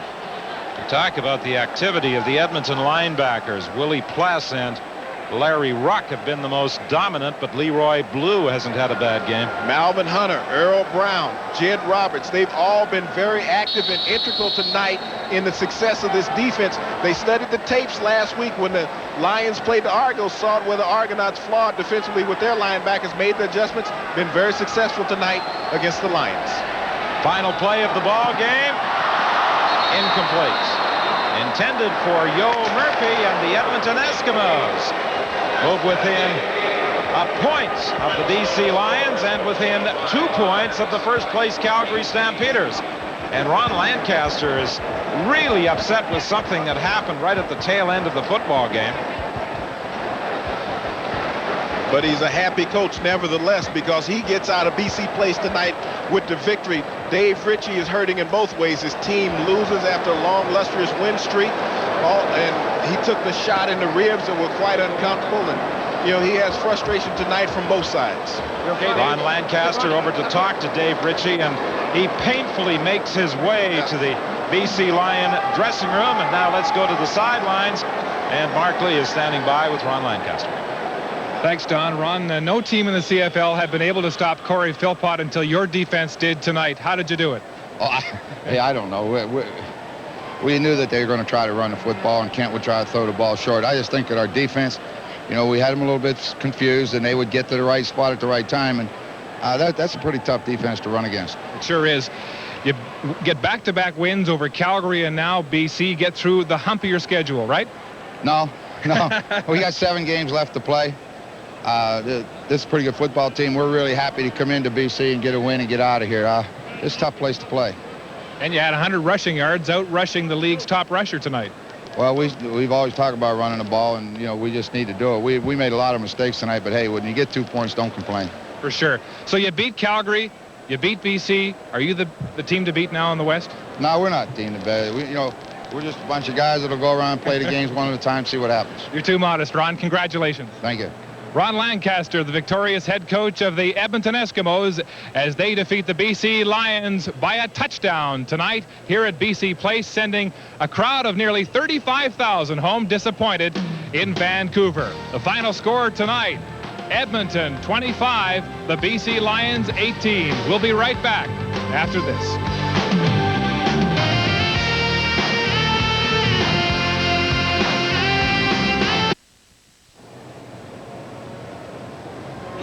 The running game we anticipated never materialized tonight at BC Place Stadium as the Eskimos shut down Corey Philpott of BC to win by a touchdown over the Lions. The big plays belonged to Edmonton, and this was one of them. Damon Allen passing to Eddie Brown, 29 yards, right on the fingertips for the touchdown that clinched the victory. We'll be back.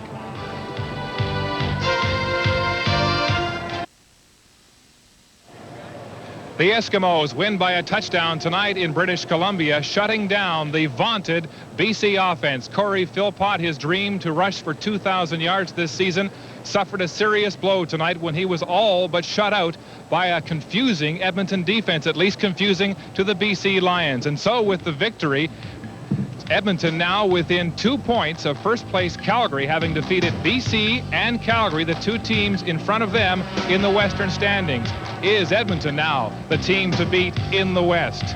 2 other games to report tonight out of town. Winnipeg defeating Hamilton 38-21 to take a temporary sole position of first place, and Sacramento leading 41-3 over Shreveport at the half.